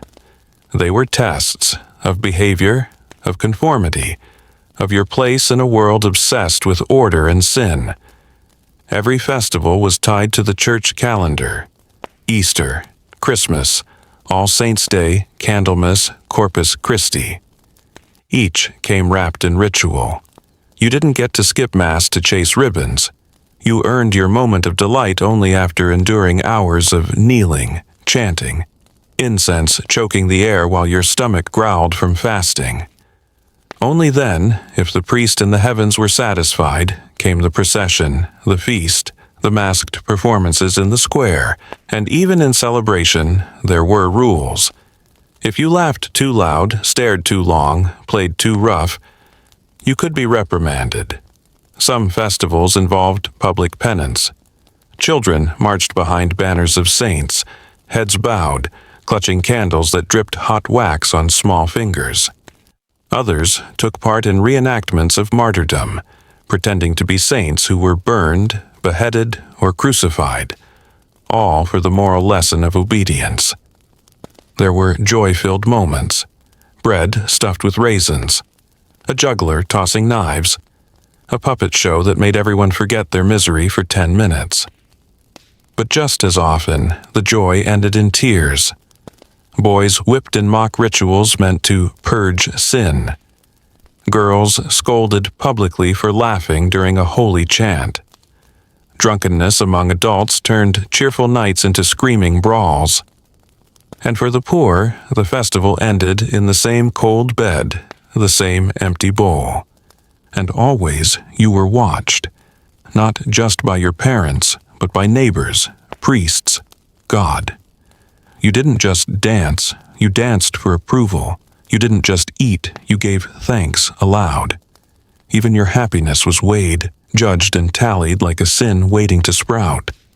So yes, there was color, music, laughter, but wrapped around it all was the heavy cloak of control. Festivals weren't escapes from the medieval world. They were concentrated doses of it. In the modern world, puberty marks a transition. In the Middle Ages, it marked an ending. Once your voice changed, once blood came, once your limbs grew awkwardly long and your face started resembling the adult you would become, your childhood was over. No ceremony, no sweet 16, no bar mitzvah or coming-of-age party. just a change in how people looked at you. A shift in expectations that hit like a closed door behind you. For boys, the moment they could lift a sword without dropping it, they were expected to start training for real work or real war. The games of childhood stopped being amusing. Now they were distractions. At 12, 13, maybe 15 if you were lucky, your laughter sounded suspicious, too youthful, too soft. Time to harden, time to carry buckets, plow fields, learn the Lord's prayers with adult intention. Time to get serious. You were no longer practicing for life. You were in it. For girls, puberty came with a sharper blade. Menstruation wasn't a private affair, it was a signal. You could now marry, you could now bear children. And in many families, especially noble ones, that meant negotiations began immediately. It didn't matter that you were still playing with dolls or crying at night. Your body had changed, that was enough. Your innocence was expired. You were taught to be modest, silent, careful. Any wrong step could ruin your value. Boys could stumble and still become men. Girls had to be perfect just to survive. And even among peasants, the change was immediate. You went from helping your mother in the kitchen to being your mother's second. If your mother died, you stepped into her shoes. Cooking, cleaning, nursing your younger siblings while fighting back tears of your own. There were no books to help you understand your body, no mentors unless you were lucky. If you were scared, you prayed. If you asked questions, you were told to be grateful for growing up. If you hesitated, you were called lazy, unnatural, touched by something unholy. So when adulthood arrived, it wasn't welcomed, it was accepted. Like a collar snapped into place. You stood a little straighter, spoke a little less, learned to carry the weight of expectations like a sack of wet flour, because if you didn't, someone else would carry your shame for you, and you'd never live it down. In the Middle Ages, marriage wasn't about love. It was about land, bloodlines, and alliances, and it didn't wait for adulthood. Childhood was fair game. You could be betrothed at 6, married by 12, and a parent before your voice cracked. Puberty wasn't the start of something new, it was the deadline. Your body said you were ready. No one asked if your mind agreed. For girls, marriage was a transaction. The family arranged it. The church blessed it. The girl endured it. Her opinion wasn't needed. Her father might give her away before she even understood what marriage meant. She'd leave her home to serve a man she'd never met, in a house where she was a stranger, expected to cook, clean, bear children, and keep quiet. Her body became a dowry, her womb a contract. And for boys, it wasn't much kinder. A noble boy might be married off to secure his family's power, paired with a girl even younger than himself. He'd be expected to become a man overnight, managing land, servants, maybe even a small army, when all he'd ever done before was polish swords and recite prayers. In peasant families, boys were married young to bring in extra labor, or because they'd inherited a tiny plot of land. Suddenly, they were husbands. Often terrified, often unready. Ceremonies were brief, a few prayers, a meal if you were lucky, a crowd of family members watching as you said vows you didn't understand, then nudging you toward the marriage bed before the ink dried. Some children didn't even sleep together at first, just lived under the same roof until deemed ready. Others, they were expected to consummate immediately. A horrifying ritual, especially when one party was still a child in every way but biology. The church allowed it. Nobles encouraged it, and peasants followed it, because that was the system. Childhood didn't protect you from duty. If anything, it rushed you into it, because waiting too long could ruin a match, lose a dowry, or offend the wrong family. So yes, children were married. They wore rings, shared beds, had children of their own before they'd finished being children themselves. And what came after was rarely romance. It was survival. A life of work, grief, expectation, and in far too many cases, silence. She was still a girl when her belly began to swell. No doctor confirmed it, no celebration followed, just whispers, tightly drawn curtains, a mother who cried when no one was looking, and a girl who once played with dolls now sewing clothes for a baby she barely understood. Because in the Middle Ages, getting pregnant at 14 wasn't shocking. It was expected. Puberty was a green light. The moment a girl bled, she could be married, and once married, pregnancy was assumed. Her job wasn't to explore life, it was to create it. Again and again, year after year, a womb on repeat. If you were noble, it was about heirs. If you were peasant, it was about workers. And in either case, no one asked if you were ready. The first pregnancy often came fast, sometimes within months of marriage. The girl was lucky if she had support, a midwife, a mother who survived her own labors. But luck was rare. Knowledge was rarer. Girls entered childbirth with no idea what was coming, just stories of saints and screams.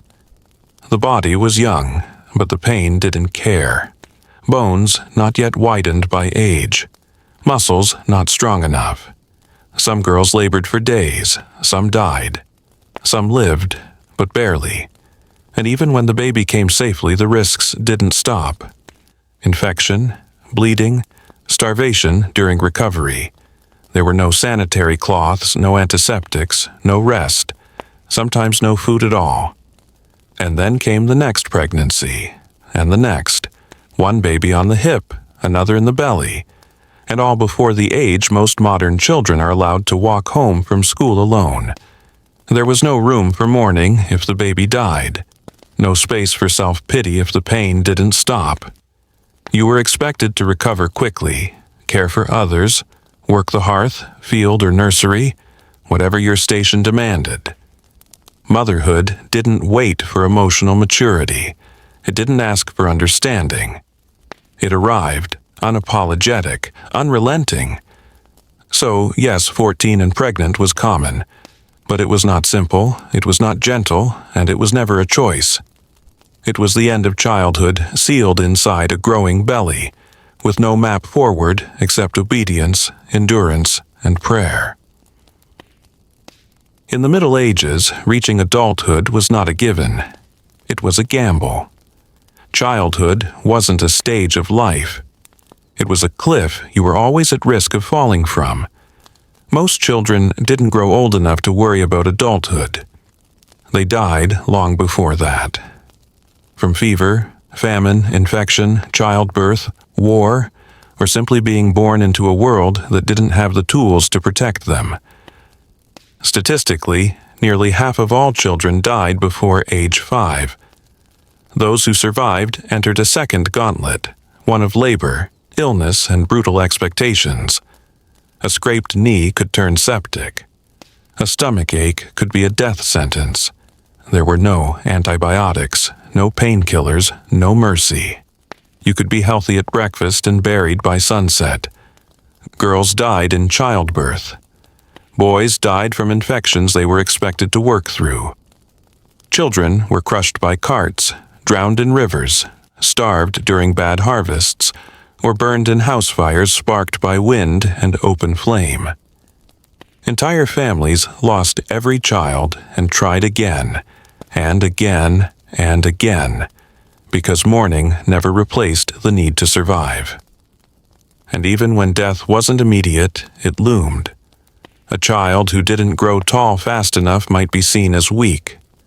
A child who didn't speak often enough might be thought cursed. And the response wasn't care, it was distance. Better not to get too attached.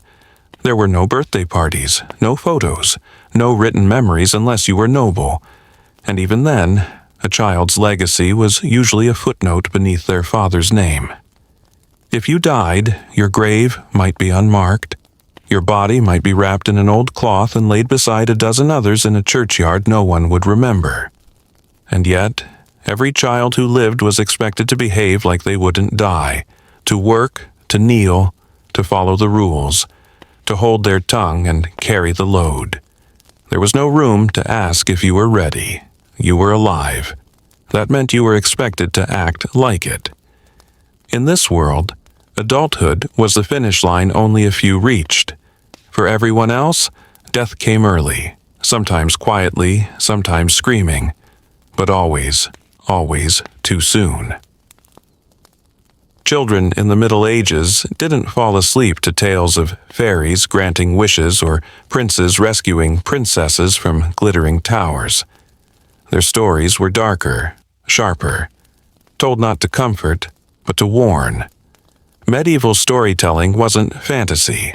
It was fear, wrapped in rhyme and legend. Stories were survival guides. They taught children who to obey, what to fear, and how quickly joy could turn into judgment. These weren't bedtime tales meant to soothe. They were parables. A girl who wandered into the woods met wolves, not talking ones with manners, but beasts with teeth. A child who disobeyed was swallowed by the earth.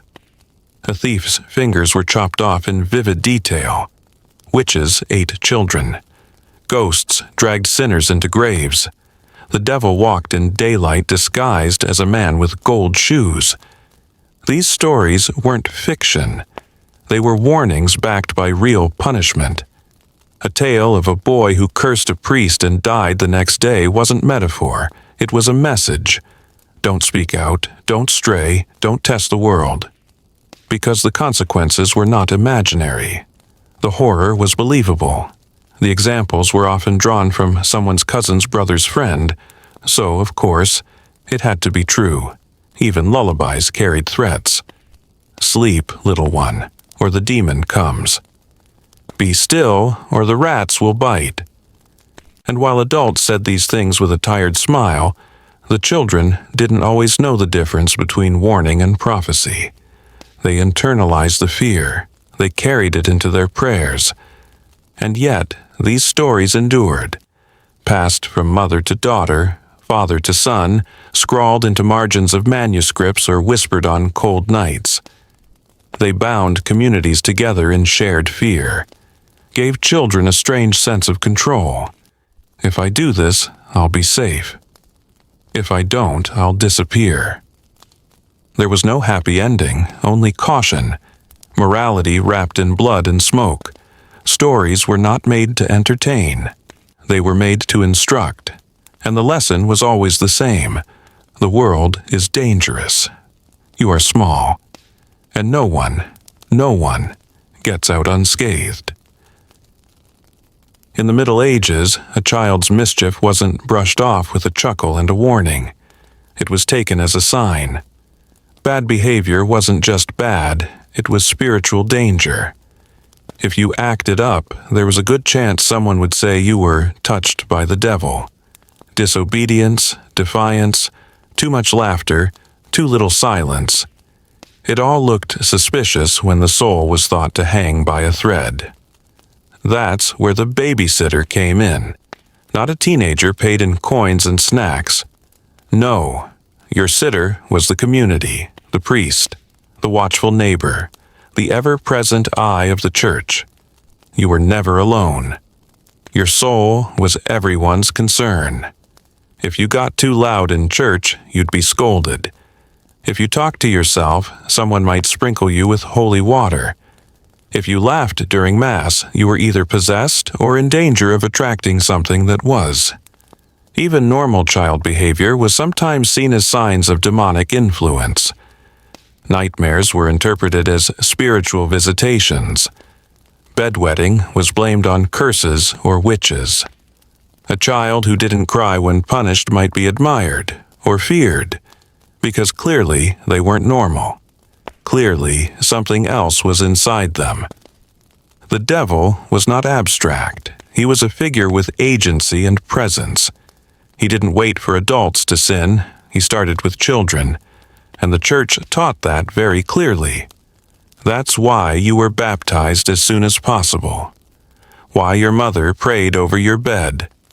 Why every shadow in your bedroom looked like a clawed hand when the candle burned low. And if things got worse?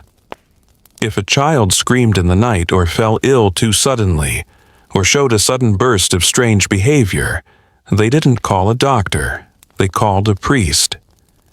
The exorcisms didn't always look like Hollywood, but they were real. Salt on the floor, prayers chanted in Latin, the laying on of hands, the sign of the cross traced onto your sweating forehead, while your mother whispered that God would protect you if he chose to. So yes, in the Middle Ages, the devil had a babysitter, and it was everyone. Because your innocence wasn't assumed, it was fragile, and no one wanted to be the one who missed the first sign of corruption. When medieval artists painted children, they didn't soften the lines or round the cheeks. They drew them like miniature adults, wide-eyed, serious, with stiff posture and solemn expressions.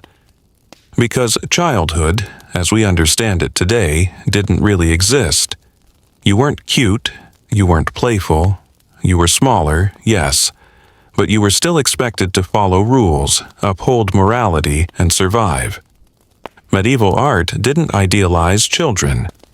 It showed them as tiny saints or sinners, often with halos if they were holy, often with blank, eerie stares if they weren't. You see them in religious manuscripts being disciplined, kneeling in fear, or learning to read scripture by candlelight. Not cuddled, not giggling, never relaxed. In illuminated manuscripts and stained glass, children are shown suffering like adults, burning, dying, being judged. Because to the church, the child's soul was as valuable and as at risk as any adult's. There was no innocence without effort. No mercy without obedience. You'll see the Christ child painted like a full-grown man with baby-sized arms. A reminder that even as an infant, he carried the weight of divinity. That model shaped how other children were seen. You weren't in a stage of becoming. You were already something, just not finished yet.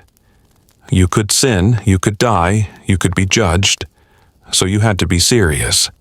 And when children died, they were depicted as ascending to heaven or sinking into hell, depending on whether they had been baptized, behaved, or spoken out of turn.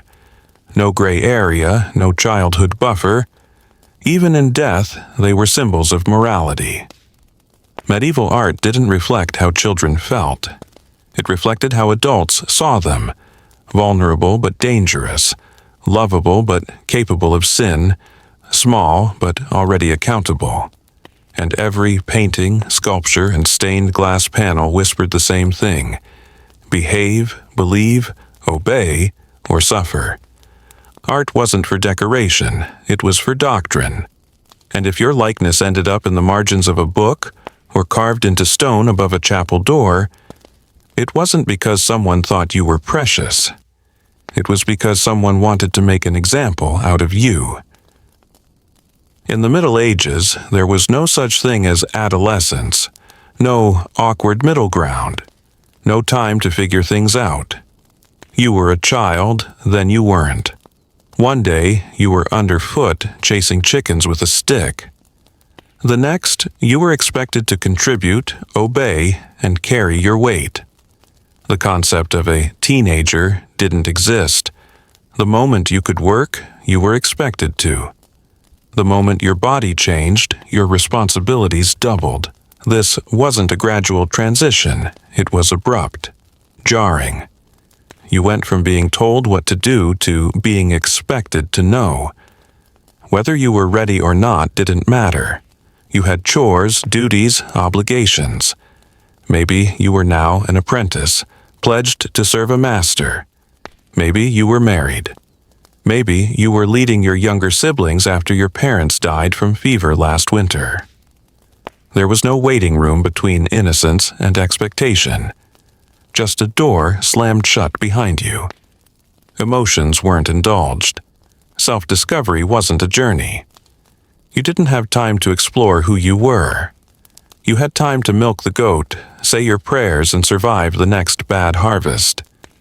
If you hesitated, you were lazy. If you rebelled, you were punished. If you complained, you were sinful. Even your identity was inherited. If your father was a blacksmith, so were you. If your mother was a weaver, you followed her into the spinning room. Nobles had a little more choice, but only in the way a prisoner chooses between chains. You served the family, the land, the church. You didn't invent yourself. You were assigned. And while your body changed, the world didn't slow down to help you make sense of it. Your voice cracked while you prayed. Your bones ached while you worked. Your desires stirred while you were told to suppress them. And if you stumbled, no one told you it was normal. They told you to grow up. So, adolescence, in the modern sense, didn't happen. You didn't get a period of rebellion and reflection. You got a job, a marriage, a death in the family that needed your attention. You learned not to ask, "Who am I?" but instead, "What must I do?" Because if you didn't grow up fast enough in the Middle Ages, the world had a way of doing it for you. So, now you know. Childhood in the Middle Ages wasn't a time of play and promise. It was a battle. Not fought with swords, but with silence, obedience, hunger, and fear. To be born was to enter a trial, and to survive it was a rare and brutal kind of luck. Children weren't shielded from the world. They were thrown into it. They worked, they bled, they buried their siblings. They were beaten for mistakes, burdened with chores, punished for emotion. Their stories weren't about growing. They were about enduring. If they were loved, it was with a practical, weary affection. If they were noticed, it was usually in the context of sin, illness, or usefulness. They weren't protected from grief. They learned it early, up close and often without comfort. The loss of a parent, a sibling, a friend who didn't make it through the winter, and no one paused to explain. Life continued, harder than before. Even joy came with conditions. A laugh had to be quiet. A game had to be useful. A moment of rest always borrowed from tomorrow's work. Saints watched, neighbors whispered, God judged. There was no cushion between breath and consequence. And yet, somehow, they still were children. They laughed. They played in the dirt. They whispered secrets by candlelight. They dared each other to touch the haunted tree. They dreamed, if only briefly. Because children are stubborn like that. Even in a world determined to strip them of wonder, they made room for a little of it. But let's be clear. Childhood in the Middle Ages wasn't innocent. It was unforgiving. It was raw. And above all, it was survival. Every day lived was a kind of defiance. Every breath into adulthood a victory that few could claim. And if they made it, they carried the scars into the rest of their lives. Not all stories are fairy tales. Some are just the truth. And sometimes that truth is harder than fiction.